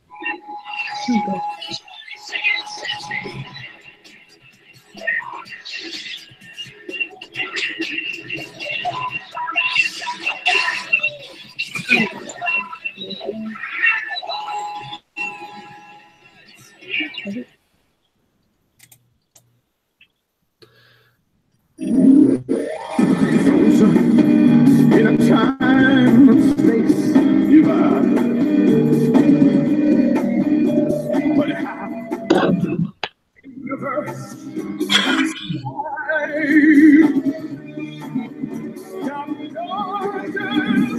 24 1/2 century, protecting the powerless and the weak. That was a good series. Duck Dodgers.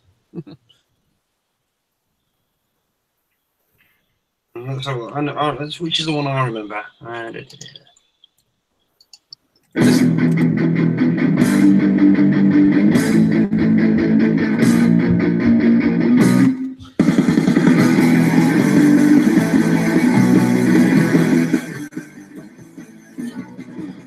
Here in Jersey, my feelings on the farm. You're gonna find here in your giant robot car. You giant robots, hot dick, giant robots, we dick, giant robots, chicks, dick, giant robots.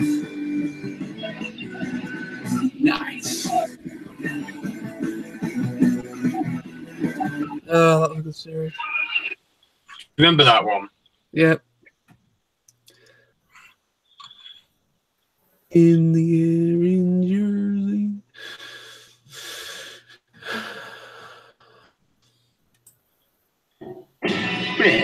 It was entertaining while it lasted, but I think it's time to end it, don't you? It's not over yet. Shame on. Speaking of, actually, it's getting quite late. I might call it a night.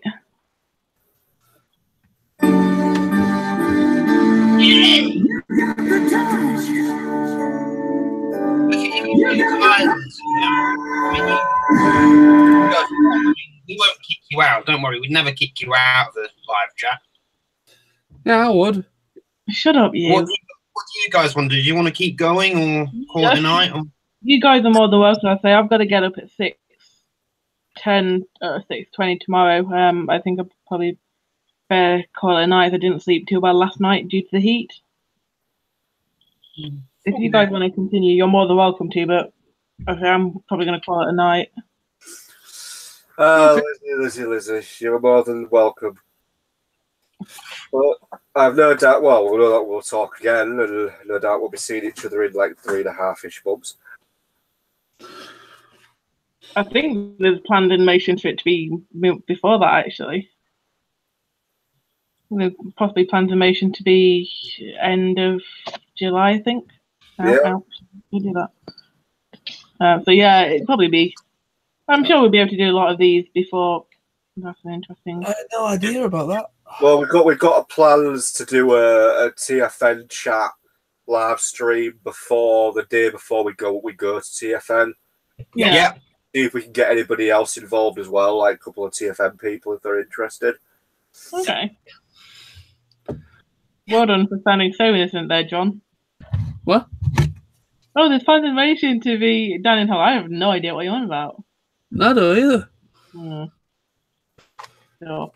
Yeah, so I'm probably going to call it, and I'm starting to feel. All right, old lady. You what? No. It's fine. I'll just watch YouTube later to see what you said.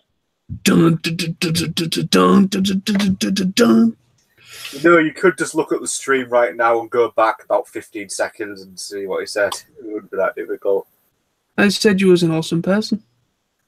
I think he's lying, but I'll take it. Would I lie to you? Yeah, probably.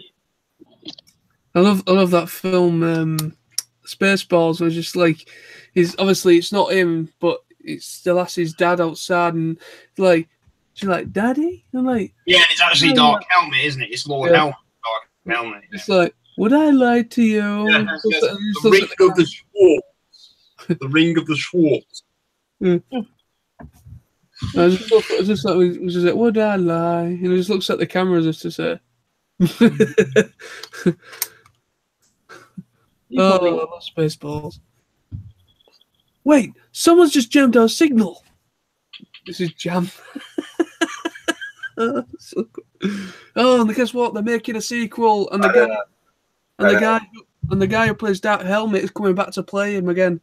I know, mate. What, they're making a sequel to Spaceballs? Yeah. Just because when Sam's was this announced? Yeah, they've been talking about it for about a year. It was announced about a year ago, I think. And the guy who actually directed the first one's going to be back for directing this one. Mel Brooks. Oh my god, well, he's getting on now. Yeah, he is. He's in Hotel Transylvania 2 as well as Count's dad. He's absolutely hilarious. Now, why would you be watching a movie like that, there, John? Sorry? Why would you be watching a movie like that? What movie? Hotel Transylvania 2. Yeah, it's a good film. Bit out of your age range. I don't care. I like animated films. I watch a series called MLP, so I don't really. That's a good point. And you watch a cartoon series for Transformers, so you get ready. Yeah, well, I didn't go to see that movie now, did I? I don't care. So really, what's the difference in me going to see Hotel Transylvania 2 and then going to see a Disney film? There's no difference, but people think Disney films are almost perfect. No. They're not always perfect. I mean... No, they're not always perfect. They have some... Oh, God. Scary... They can have some scary things for children. Bonk. Which is good. Bonk. Well, childhood isn't all about good things. You have to learn. Exactly. And that's why Disney do a good job. Guys, I'm going to get myself a little drink and I'm going to go for a nicotine break, all right? So just talk amongst yourselves. If you go now, Lizzie, it's been great to talk to you and I'll talk to you soon. Yeah, so it's... Oh, well, I'll say my laptop now says it is 12. So I think at this point I am going to call it. Past 12. Mine says 12. Mine says 5 past. Yeah, well, you're wrong. Yeah, you're a long way from where I am. No, I'm not. We're all at the same time. There's going to be some variations in time. We're all at the same time. EST. To be fair, time is constant in our own imagination, so technically it can be whatever time it wants to be. Everybody are on London time. In the UK, it's London time, EST. The fact that Kim Jong-un decided to put the clock forward half an hour proves that time is a construct. Yeah, but that's the whole concept of, them trying to make peace with South Korea, and they could have done it 50 years ago, but it's only happening now because North Korea have got nuclear weapons now and they can use it as a bargaining tool. That's what it's about. Like that wasn't against you, Sammy. It was a general yawn. It is a bedtime yawn. On that note, I will catch you guys later. You will? Well, we will no doubt see you later, dear sweet Lizzie. And I hope that you are well, and I hope that all is well in the world. Take care of yourself. We'll do another one, whether it's one of these or whether it's a face-to-face. All will be well in the world if Sam wouldn't remind everybody about World War III possibly coming around the corner. Literally, right? I don't know if you saw it, Lizzie, right? Just very quickly. I don't know if you saw it, but on my Facebook, and I tagged it to Sam, but no doubt he's not seen it. But I tagged it to Sam, and it was my meme, and it's a generated thing that Facebook does, just a random generated thing, right? I might have seen if it's what think you're on about. I may have seen it. Right, let me just get it up because I'm knowing Sam probably hasn't seen it, even though I tagged him in it. I don't know why he buys expensive phones because he never uses them. I have actually seen it, mate. See, he's probably seen the one you're on about anyway. There it is. It says, "This is John. John does not post political rants on Facebook. John knows that nobody cares about his views, but be like John." I love that. It's like, yeah, nobody cares about John's views. That's the thing. That is true, though. Nobody cares about my views in this community. Seriously. Whenever I make a topical video and I talk about my opinion, I get shitloads of thumbs down, and nobody seems to respect one's opinions. But yet, I have to. Maybe they just don't like you, John. But the thing is about it, I respect anyone else's opinion, but for some reason, when it's my opinion, nobody respects it, and it's just shut out the fucking shitter straight away. I mean, half the time my opinions are positive rather than negative. It's very rare that I'll have a negative opinion on someone. But usually, if it's anything paranormal activity, then yes, it'll be negative. Very negative. Very negative. Very negative. That's creepy. Don't do that. Very negative. This is pretty much. This is it. This is Paranormal Activity. Oh, you mean the actual movie? Shaky cam. Shaky cam. Oh, was that a ghost? No. That's all that is for the whole film. And then 45 minutes is somebody pulling a string on a doorknob. But there's a shadow as well. For God's sake. I don't know. I can't actually remember. Somebody behind the camera reflecting onto it to make the shadow. It's very easy to make these films. Yeah, of course, because it's low budget. You don't need much. I know, but the crap. Oh, yeah, do you want to see the latest? The latest one? They're all crap. Ghost Dimension? Is that the last one, or was it the Chosen one that's the last one? I have no idea. Ghost Dimension looks creepy. Nope. But that maybe that's from the trailer, though. They all run on the same principle. Yeah, that's what a general movie series does. Yeah, but the whole point is, it's not horror. As we stated, like in previous not emails, videos, the Transformers movies are pretty much the same. Transformers need a thing, they find the thing. Michael Bay's ones, hence why they've gone real crap now.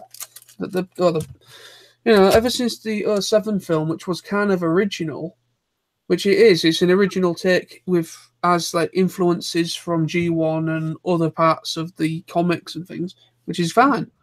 But then obviously you get to like the second film, like Revenge of the Fallen, and you're like, we've seen this, we've seen that. And then the forest fight is literally the best bit of that film for me.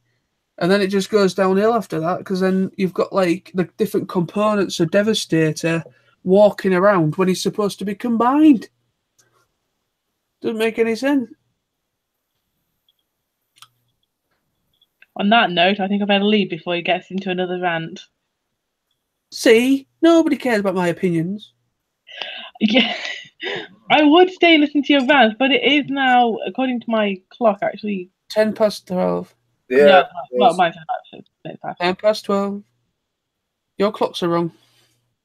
My clocks are down here. No. Yeah.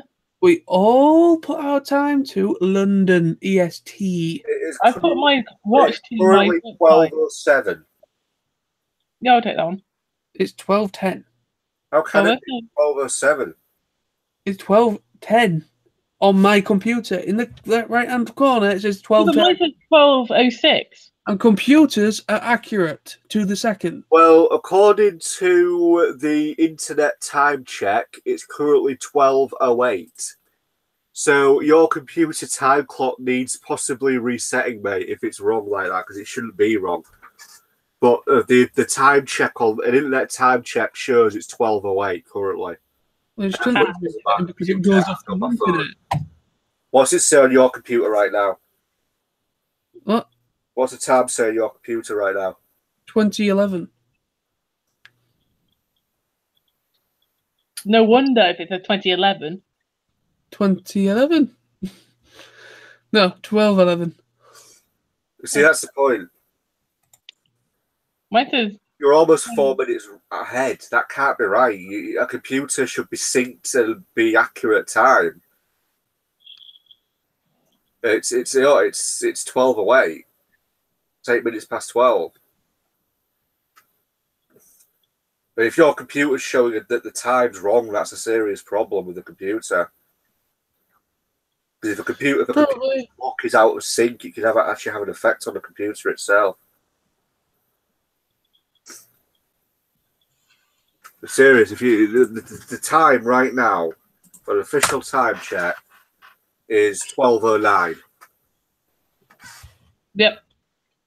Mine says 12:09. What's yours say, John? 12:09 for me. Oh.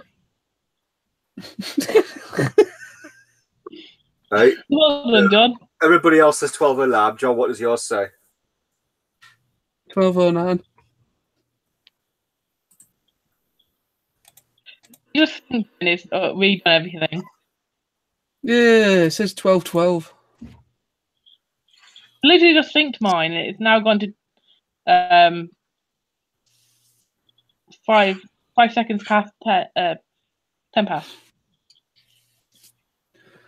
So mine now says 12:10. Does it really matter? It's only 4 minutes. It does matter. I'm serious. On a computer, if the clock's wrong, it can have a serious effect on it because it means the software could be out, the sync's out. You know, seriously, it could even be a sign that the computer's slowing down if the clock's out like that. Slowing down because it is a load of shit. Buy a new one, mate. I don't have the money. I don't think it's cheap, you know. I just had to fork out for a 400+ quid phone. What was that then? She said that mine will probably cost about the same. Probably cost more actually. No. Because the S8's around about 500 quid now, isn't it? Well, the one I was looking was like 470. You can get the S8 now for about 400, yeah. So yeah, about 400. 475. Wait, no. Finding places because I'm on EE. The only place I'll be able to get it without sort of paying that price is on a tariff. It's like £30 a month. But I just want the phone and then put everything in. So it's like looking at say about £400 now.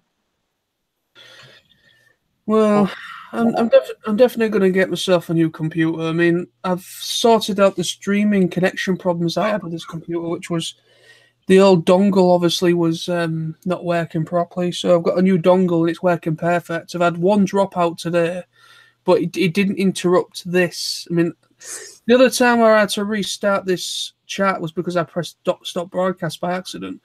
But the beforehand, all you lot were talking normally, but for some reason it came up saying error. So it must have been like the actual Google software itself must have gone down for a split second, but it kept everyone else was still up. Sam. Yeah. Do you have an email address? I was wondering, I might email you my fan fiction so far if you wanted to have a little read of what I've got. Yeah, mate, I do have an email address. Oh, do it over Facebook though. It's Sam Maltby is a wanker at hotmail.co.uk. Okay, Sam, I'm not going to protect him if you want to smack him on for that. That is it. I'm telling you that. Sam Maltby. I'll throw it up into the chat, mate. Everybody. Any hackers like to take a look, gang, at this? I want to put it on my thing because of Sam Maltby is a wanker at hotmail.co.uk. Oh, he's asleep. Wake him up. Oh. Don't wake him up. He's Poke him. Poke him. Be funny. Damn it. Also, while I've got you two on, Sam and that, you may have noticed, but I uploaded a quick little video to the Bronze UK channel about just before we went live. Yeah, you push it. And you took it down. Yeah, just pretty much showing people that kind of like my art collection there. And But why did you take it down? Take it down? It says the video got removed by users. Is it your question and answers video? Oh no, well, no, I did it again. I did a Q&A answers video, but I went up live and it kind of went wrong, so I deleted the first attempt and then I did it again straight after. So I've done so it should have gone up by now. It was saying it was processing while we was live.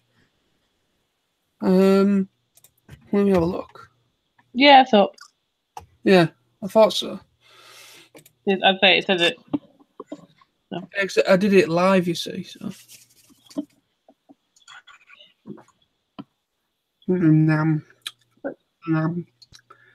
Lick my balls. Look at me. I'm licking. I look like Kitty, not his balls. I'm licking. Look at me. I'm licking myself. I'm licking. Look at me. I'm cute. I'm licking myself. Go on, Shadow. It's probably time we took you to bed. Yes, Mum. What is your name being Shadow? I might rename it. Shadow sounds cool. Shadow Knowles. That sounds pretty. That's kind of cool. Shadow Knowles. Sweet. If I'm ever in a rock band and I'm a lead guitarist, I'm going to call myself Shadow. So you got Slash, now you got Shadow.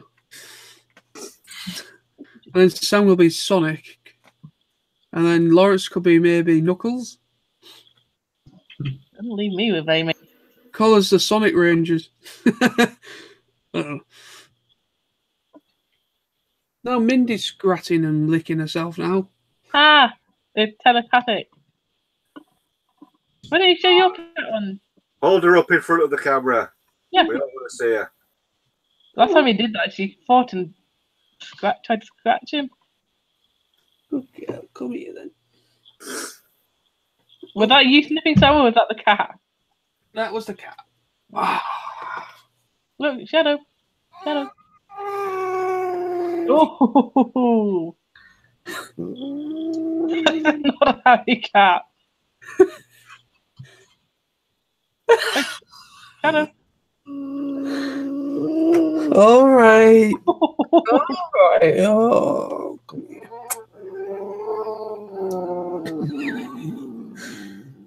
What is up with you? It's never happy. You don't like being handled that much. Yeah, women don't generally like to be handled like that. We growl like that as well if we handled incorrectly. I think she might maybe seen your cat and that's probably reacting to her. Oh, Shadow wouldn't hurt a... Well, he would hurt a fly, actually. But maybe... Eat flies, don't you? Yeah, just eat them. I'm imagining you yeah, smash. Sam, it's just gone to you. Cheers, mate. Ooh, that is not a happy cat. Nope. That's the first time I've actually heard him. This one doesn't do it. Do you, Shadow? You like being picked up. Come here. Come here. Oh, gosh. Come here. Come here. Come here. Oh, what are you doing? I'm proving that my cat likes being petted and doesn't hiss at me. Eh?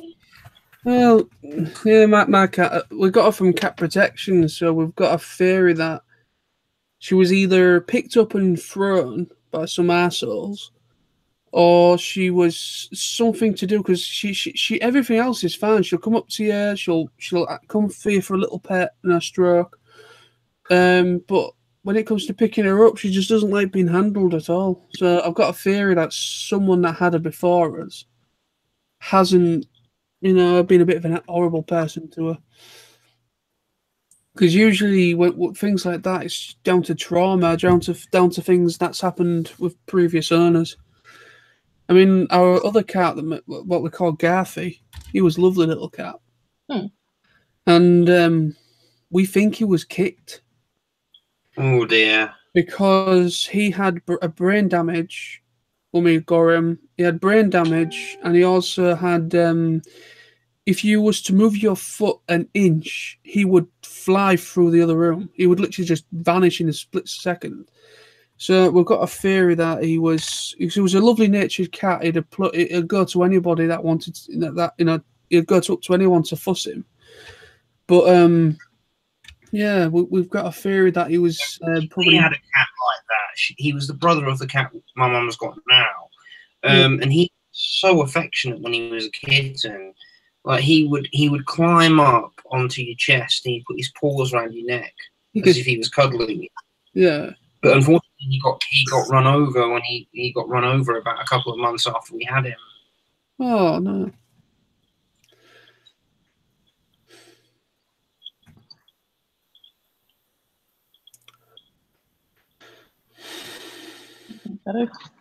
Bedtime? You don't care as long as you're licking yourself. Yeah, bedtime.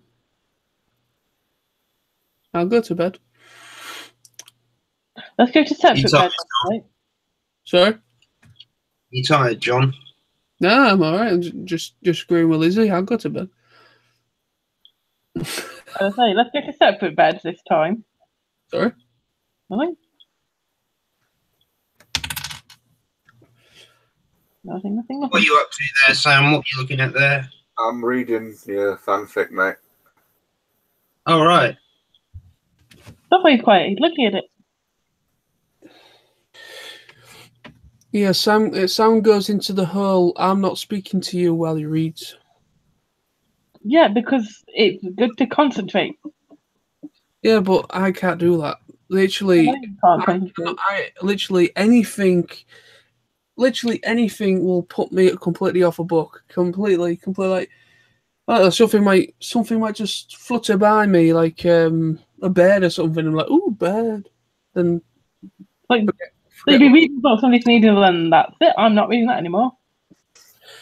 Literally, I've got loads of books. I've got there's probably a shelf load of graphic novels and all sorts of stuff I need to read, and I've got manga and other books that I've started, not finished. Yeah, I've got a complete shelf that's mostly full of books, manga, old books, novels, comics, all those things. Yeah.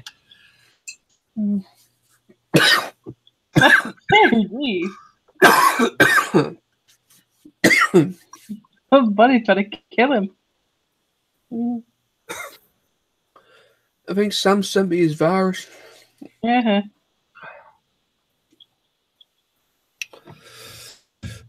On that note, after another nearly 20 minutes, I think I'm going to call it a night. Finally. 24 minutes past. 21 minutes past. Calm down. Oh, God. Why is everybody so literal these days? Because it's quite easy to get things mixed up. Oh, God. It's like 3 or 4 minutes early my computer, and Sam's like, oh, it's bad news. It probably is bad news. It isn't. It probably is out of date. It probably is a driver or something I've not updated in a while. Let's say mine. They're supposed to be automatically updated anyway, but I'm not on this computer that often. So maybe this doesn't update as often, this computer. Because I'm only on it when I go live, do these live streams. I don't do live streams anywhere else on the when I do these live streams, this computer has like the strongest connection, and I've obviously got a real good HD webcam, so it works nicer for me. I'll say, Lizzie, have you noticed that my picture quality is slightly better now? Yeah. Yeah, it's because I've got a new webcam. It's one of two things, John. Either your motherboard battery is dying or you've got malware. That's the two reasons why your computer clock is wrong. Yeah.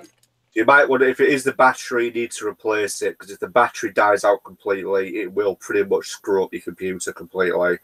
Or if it's malware, you need to do a malware scan. So you need to get a malware program like anti-bytes malware. Lawrence, good story, mate. Very interesting. I like where you're going with it. I would just point out that it does need some work on punctuation and grammar and do other bits and pieces. But overall, it is good. I like where you're going with it. You read it all already? Yeah. I'm a very quiet.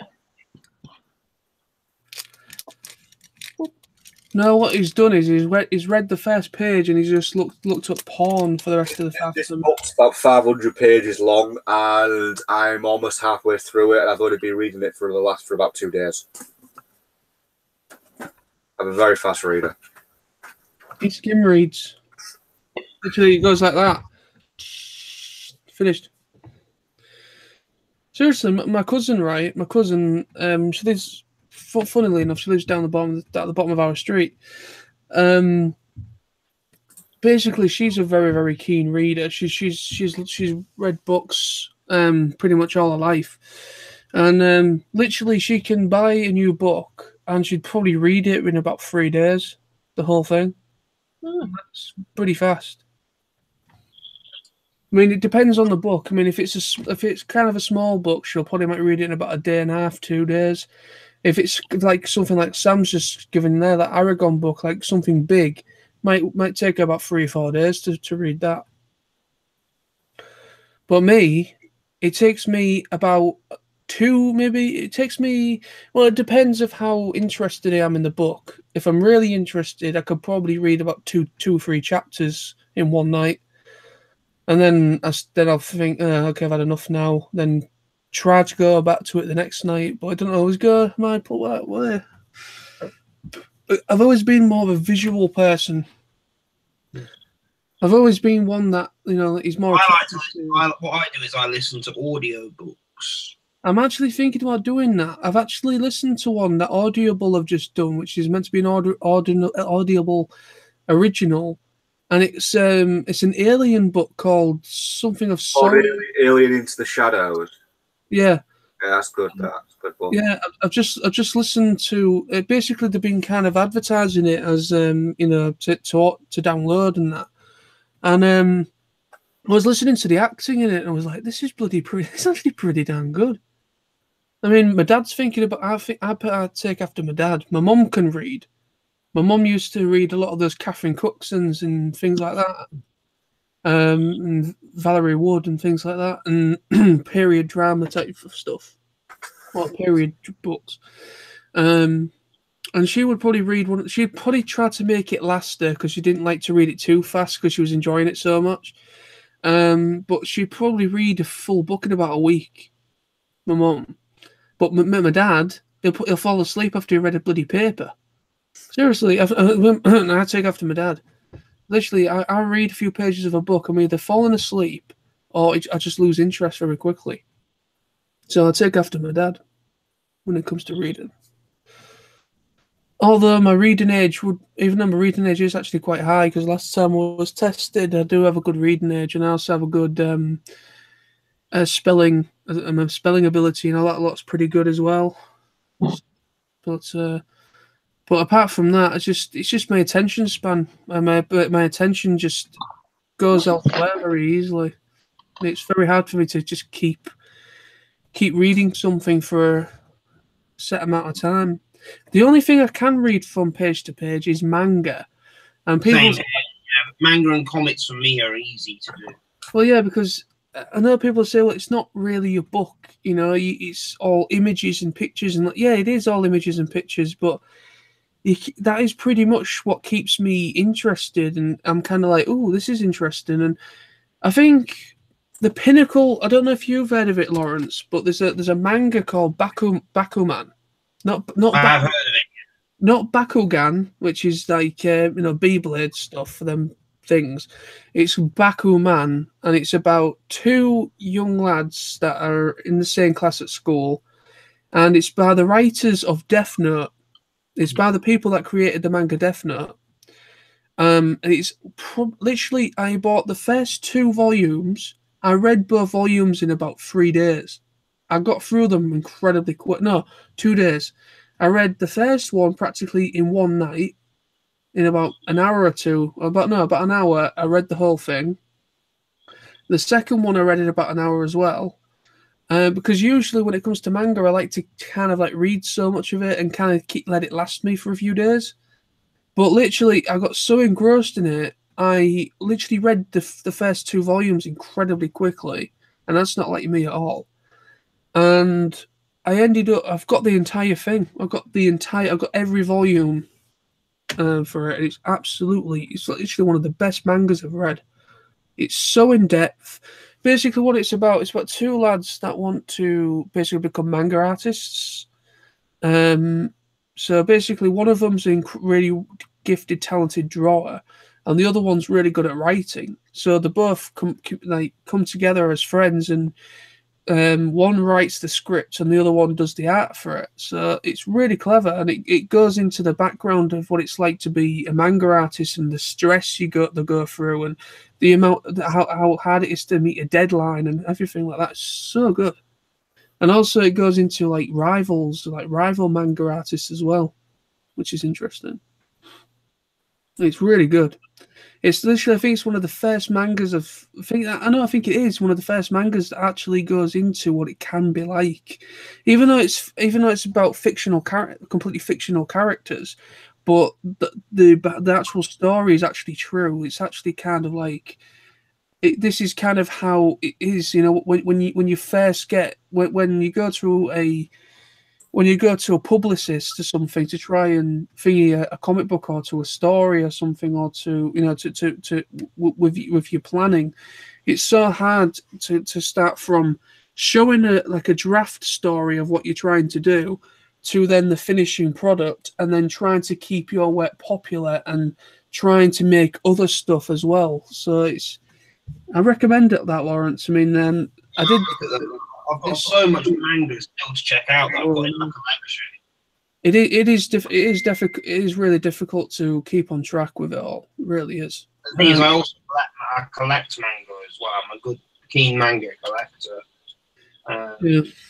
Well, I like to dabble in a bit of manga. I mean, the last volumes I got the first 2 volumes for Assassination Classroom, and the first 2 volumes of Parasite. I'm literally nearly finishing volume 2 of Parasite, so I've nearly finished the first 2 volumes, and I'm gonna eventually I'll have to pick up the rest of them or some more of them when I can. And then I've got some more on the bookshelf behind me that I've still yet to wait to read and everything. But I'm gonna have to go through all my DVDs and my books and everything, and just kind of like maybe see whether I need them or not, if I can live without some of them. Because I'm going to keep all my anime, and I'm going to keep majority of my favourite manga books, because I'm not going to get rid of the stuff that I really enjoyed. I'm just going to get rid of stuff that I just generally don't bother with, and try and make some room on my shelves so I can kind of make some room for stuff that I've recently bought. Because I've literally got 2 like stacks of DVDs downstairs in the living room that I can't bring upstairs yet because I generally have no room.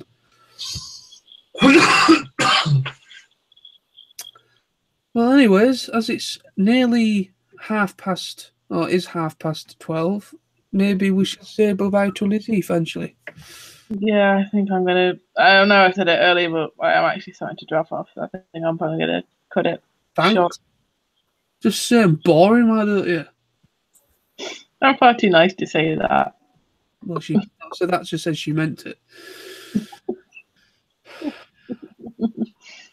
Oh, Shadow just abandoned me.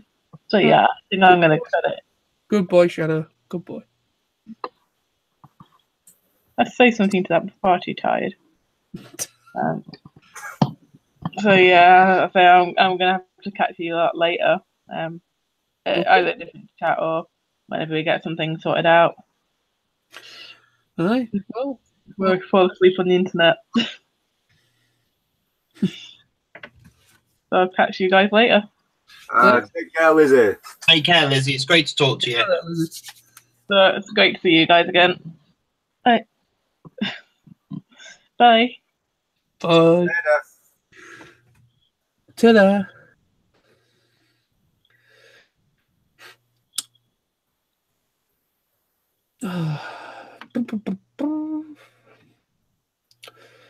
Well, it definitely looks like I've caught the sun today.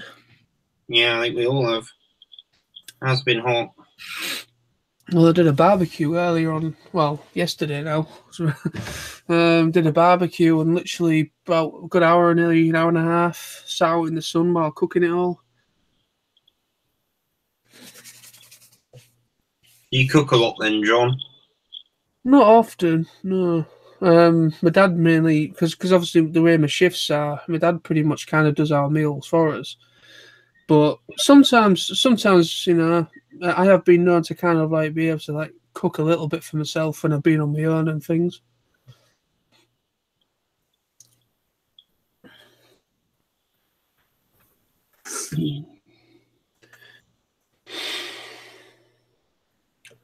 Well, guys, I think I'll head off too. Okay. Should we call it then? I like what you're writing, Lawrence. Keep it up. What? Keep it up. Your fan fiction. Thanks, yeah. Writing's a strength. I know I've got creative writing. I've always been good at writing stories.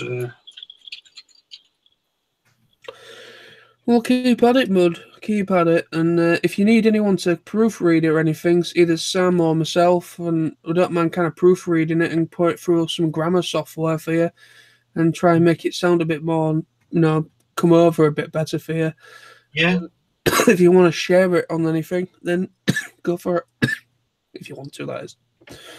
And some people don't want to share the stuff; they just want to write it because they enjoy it. But I mean, I'm setting out to hopefully try and finish my little fan fiction. I don't want it to be too long. I want it to just be a little short little thing, but it just depends. I was going to write a little bit tonight while I was on with you lot, but again, I got freaking sidetracked, and I'm going to have to just have a quiet hour or so and try and write at least another chapter or so. Because what I've written, I'm not sure whether to make that the first chapter or the prelude, or, you know, kind of the pre-little right before you get into the main chapters. So kind of like the setup of what's going on within the story, and then you start with chapter 1 or whatever from there. That's what I'm thinking about doing. So what I've written so far, I'm thinking of making that maybe like my little like just kind of the introduction to getting into the rest of the story. But we'll see. Oh, I could make it that chapter 1, and then I could maybe make a little prelude beforehand, but after I've finished it all, or just leave it as, because sometimes people just say chapter 1 straight away, but sometimes you have like kind of like what you call, I think it's called a prelude. Yeah. Prologue. The prologue. Prelude is at the end. Sorry, I think, is it? I'm going wrong. I've heard of a prelude and I've heard of a prologue. I can't remember which one's which. But anyway, I'm thinking of doing something like that, or just kind of just make it just what I've written so far, just make it complete first chapter. Because to be honest, I mean, usually first chapters, depending on what the story is and the setting, usually are only about maybe 5 or 6 pages in length, and then usually any chapter after that. Mine isn't in chapters. I'm just writing it and go, it's just going to be one big sort of story that's not in chapters.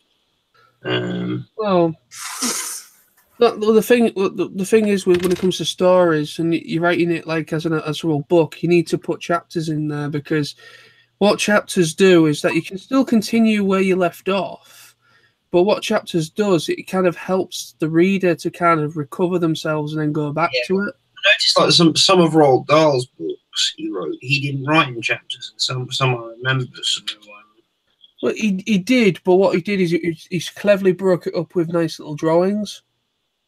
Because there was one, I remember, The Magic Finger, that wasn't written in chapters. That was just a continuous story. Well, yeah, because sometimes with those old storybooks like Roald Dahl and everything, they are in chapters, but they're very cleverly disguised as like in between writing, they'll put like an illustrated picture of the characters, and then it'll continue past that. So that essentially you could say is kind of the gap needed to recover, because when it comes to reading, you need time for your eyes to recover, so you can kind of have like so if you've just finished a chapter. Most people either kind of just like look away for a bit or kind of like make sure, because when it comes to me, I need kind of what you call a refresh time, because sometimes my eyes start to kind of sting a bit and because when I read for too long, my eyes start to kind of sting and irritate. So I need to kind of like look away or kind of just look away from the pages for a little bit, and then once my eyes feel better, then I can carry on reading. That's only if I've ever had a book where I've literally been reading for ages, like a good hour or so. But I'm definitely going to have to pick up a book again. I mean, I do like reading. Once I get into a book, I do enjoy it, but it's just trying to keep my attention on that book. It's very difficult for me. But I am thinking about. Yeah, that's what I have with reading with my eyes as well. That's why I do audiobooks, because it's easy for me to visualize what's going on without actually looking at the words, just listening. Well, that's it. I mean, you can, if you want, you can just buy, because audible books are actually very good for. You can like maybe buy a copy of the book and then have the audio one. And you can just, as the actors are voicing out the parts and someone's narrating the actual paragraphs and things, you can kind of like train yourself to kind of read faster because you can follow it in the book. So really, it's got a two-way thing. You can either do it that way, so it trains you to be a bit more quicker to read. It'd have the opposite effect. The human brain, your eyes would track the words on the page far quicker than the audio in your ears. So you would be pages ahead of the audio. Not to mention, quite a lot of audiobooks, not all of them, but some of them are abridged. Yeah. So they're like half the length of the actual book. Like, for example, Eragon. The audio book for Eragon, the full version, the full unabridged version of it, if I remember correctly, I think it's about just over 7 hours. But there's a like abridged version that's about 2 hours. The thing is, you because of the way the human brain works and the way your eyes work, you couldn't listen to an audio version of say Eragon and then read it at the same time, because you would literally be ahead of the speaker on the audiobook, because of the way your eyes, when your brain track it, you would be probably a page ahead of the audio. The way you're describing it, John, is like audio guides, that guide you, that are more or less designed to help people who might struggle with reading in general. But using an audiobook as a guide wouldn't really work. It's a good way to go through a book from a different perspective, but you wouldn't be able to use it as a guide while reading the book. Largely because the easiest way to read a book is just to visualize it. If you visualize what's going on, visualize the characters, what they sound like, how they interact, that always helps, because then you in your mind, you will have an overall grasp of that world that the author created. And with audiobooks, that's the same thing. Whoever does the book is creating their own concept of the characters. Yeah.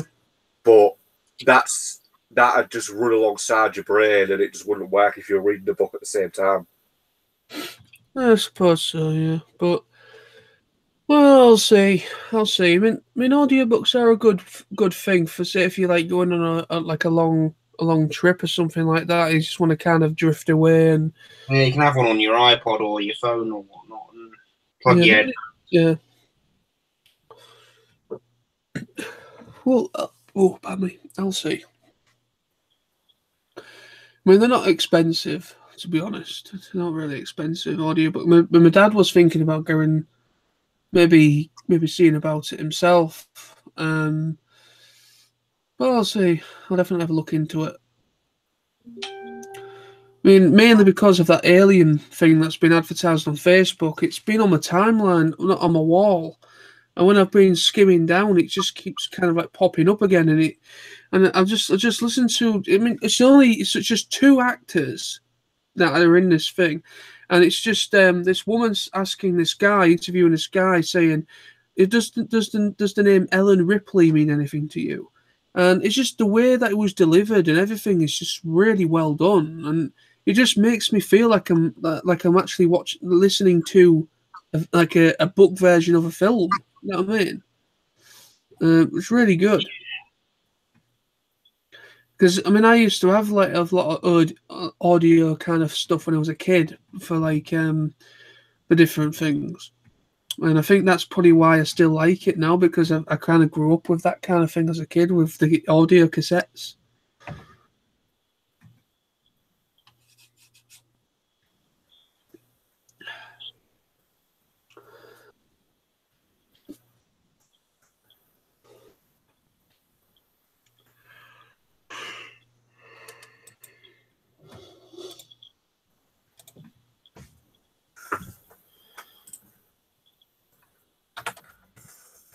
Did you guys ever read the TF Nation comic last year, the exclusive comic? Yeah, I've got it. I haven't actually read it yet because I actually need to really finish watching the series. What, the animated almanac, or whatever you call it? The TF Nation exclusive comic. Yeah, that was it. The animated one. The animated one was the exclusive that Jim Sorensen brought with him. Well, no, all of them. A few of them. Jim Sorensen worked on it, and majority of the comic book artists that were there also worked on it. I've read it. It's good. I mean, I've not finished it either, but I was just too eager to. When I got home from it, I was just like, you know what? I'll just read it anyway and just see what it's like. And it's interesting because certainly an interesting ending. But I need to finish the series off. I've got the complete Transformers animated on DVD. Apparently, the same company that released Beast Wars, Sam, they've just released the entirety of Transformers Prime on DVD. I've got it all, mate. I've got Transformers Prime. Yeah, they've just released the entire lot, all 3 seasons and the prelude story. I think I can't remember else, but there's a lot of content. I think they're charging about 70-something quid for the entirety of it, because they actually never released it in the UK. They only released kind of, I think, like volume box sets, and they released the prelude, because I've got the prelude, which is the 5 episodes before the story started. I've got that, but I haven't got anything else. But to be honest with you, I like Prime. I preferred season 2 though. I think season 2 was generally a much better series for me, because I think the story was just generally a bit more darker, and I think because obviously the first season it was just kind of more establishing the characters and everything. The only thing that really annoys me is that essentially it's borrowing from the whole live action thing. And you've got like Bumblebee that can't talk still, and everything. It kind of puts me off.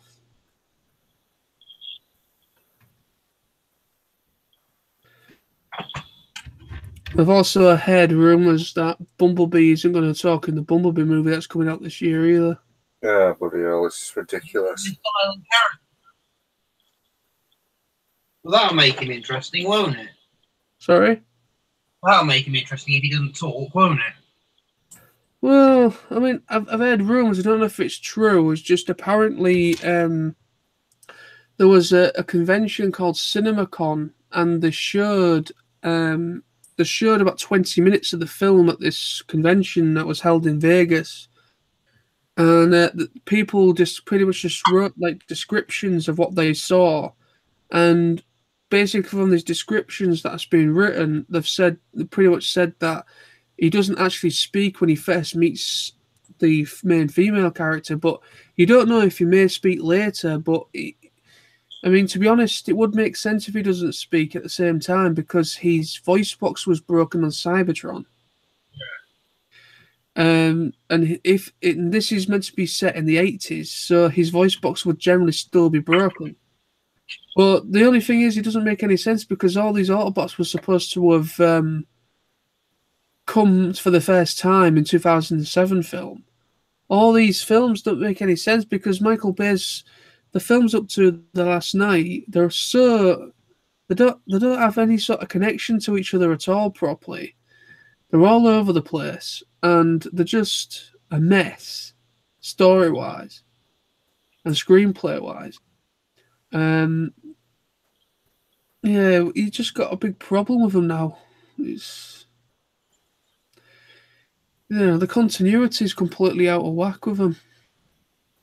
So, I mean, even though they're making this prequel film, I mean, The Last Night, apparently Bumblebee helped out humans in World War II or World War I or something. World War II. And then he's supposed to be coming back again for the first time in the 80s. And then the continuity is completely out of whack, and it's completely messed up the timeline. They like take on new forms when they come back, because like they wouldn't have had cars like Bumblebee's form in the days of World War II. Well, apparently in The Last Night he did have a different car. He was actually in disguise of a military vehicle.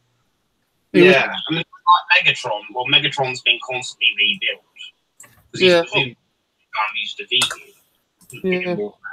I don't know if Megatron was actually there in that time frame, to be honest, but it only shows it from The Last Night is Hot Rod and Bumblebee were there. I know the character Sam.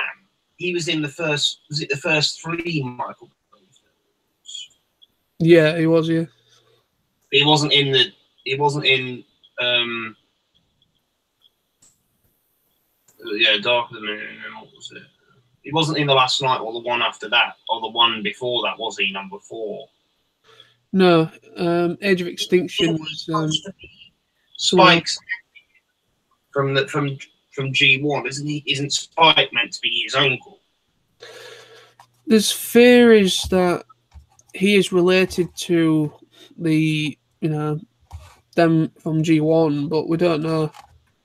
We don't know truly. I mean, to be honest, even if Bumblebee doesn't speak in the Bumblebee movie, I know it sounds a bit. That is the main problem why people don't like his character. Of this Bumblebee film. Sorry? Is Michael Bay still the producer of this Bumblebee film? He's down as a producer, but he's not directing it. Yeah, I see. Yeah. Well, I'll definitely go and see it out of interest. I mean, if it is going to be the last one of this sort of universe of this franchise, apparently. And then but if they reboot it, they'll have to do it very well. And they'll have to give the fans kind of things that they want in theatrical Transformers movies. To be honest, I just want to see somebody else at the helm of them and just bring us a completely new perspective of it, because we've already... Okay, don't get me wrong, Michael Bay's movies, even though most of the fans are split, it's a very 50-50 divide, you can't deny that these films have really helped the Transformers brand. Well, they brought the hype back, didn't they? That first one, because it kind of died down for some time, didn't it? Yeah, there was between the 1940s, it kind of died down. Well, there was a big gap.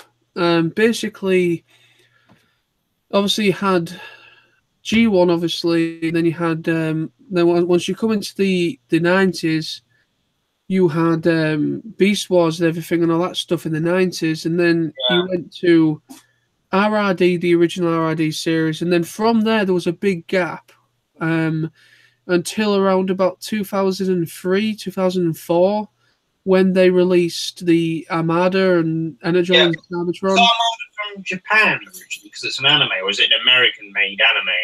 It's an anime. It's all Japanese. It's all dubbed, English dubbed and everything.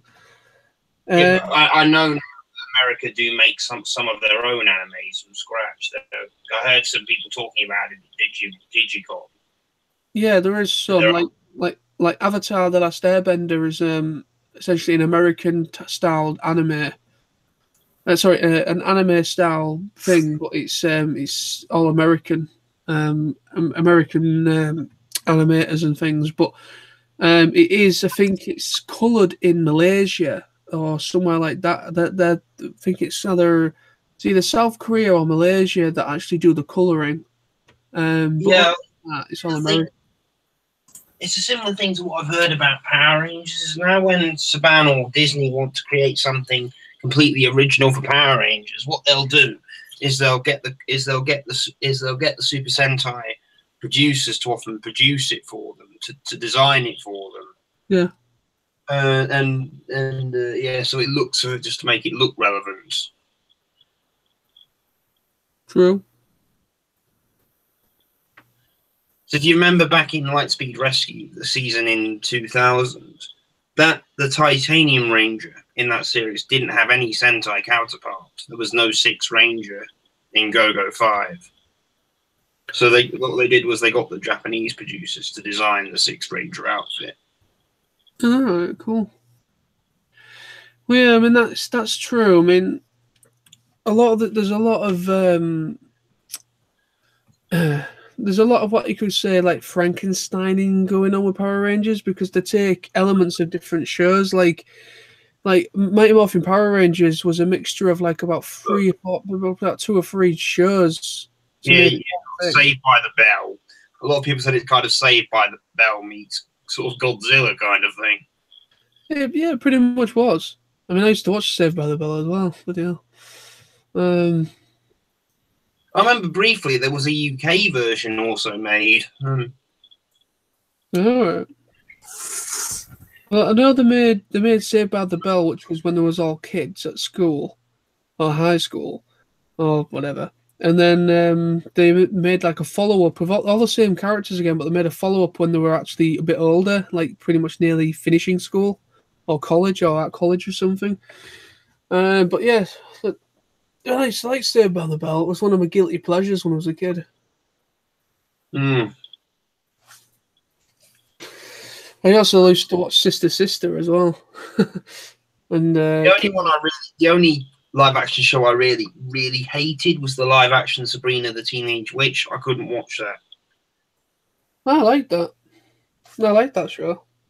And see what I liked. I liked Goosebumps. Yeah, I did. I did like. I also like the I also like the series. Did you see the Goosebumps movie that came out a few years ago? Yeah. What do you think to that? No, it looked terrible, so I didn't bother with it. Did you like it, John? I hadn't seen it. I thought it looked rubbish as well. It wasn't too bad. I thought it'd be bad, but it's actually about the author himself, R.L. Stine, going into the dimension he's written about, all his creations coming to life. It's not like a remake of any of the stories. It's a combination of them all. That's true, but I was hoping that they would probably just do... I mean, I'd like it if they would actually just do more like theatrical versions of a lot of their famous books, kind of like, like I would like to see like Night of the Living Dummy. Night of the Living Dummy is actually one of my favourite stories. Yeah, and what's the Haunted Mask? I love the Haunted Mask. And what was the comic one? Attack of the Mutant, where the comic book comes to life. Yeah, there was some episodes that were really, really bad, but for the most part, it was a very enjoyable series. I mean, I used to like the other one that was a little bit more darker, a bit more scary, or tried to be a bit more scary, and it was Are You Afraid of the Dark, which was very similar. Oh yeah, there was the other. What was it? Big Wolf. There was Big Wolf on Campus. Came a bit later. I remember There was I didn't like that when I was a kid, though. Yeah. Black Hole High. Remember Black Hole High? Yeah. What do you think to that one? I can't remember. Well, I remember it, but I can't remember what actually happened. It's there's only certain things I can remember off the top of my head. I'm guessing I probably didn't bother much with it if I don't remember it. Right, lads, I'm gonna head off. All right. What should we call it then? Nearly 1 o'clock. Lawrence, if you have any updates on your story, mate, just pop us an email with them. I will. But anyway, it's been good to talk to you both. You too. Yep. We'll say thank you to Lizzie for joining us. Oh, yeah. Always thank you to Lizzie. Lizzie! Anyway, that was a random. Okay, guys. Well, I'll probably see you sometime later in the week if you're free. Ah, yeah, definitely. Will do. Right. Well, see you all later. See ya. Take care now. Bye, guys. Bye.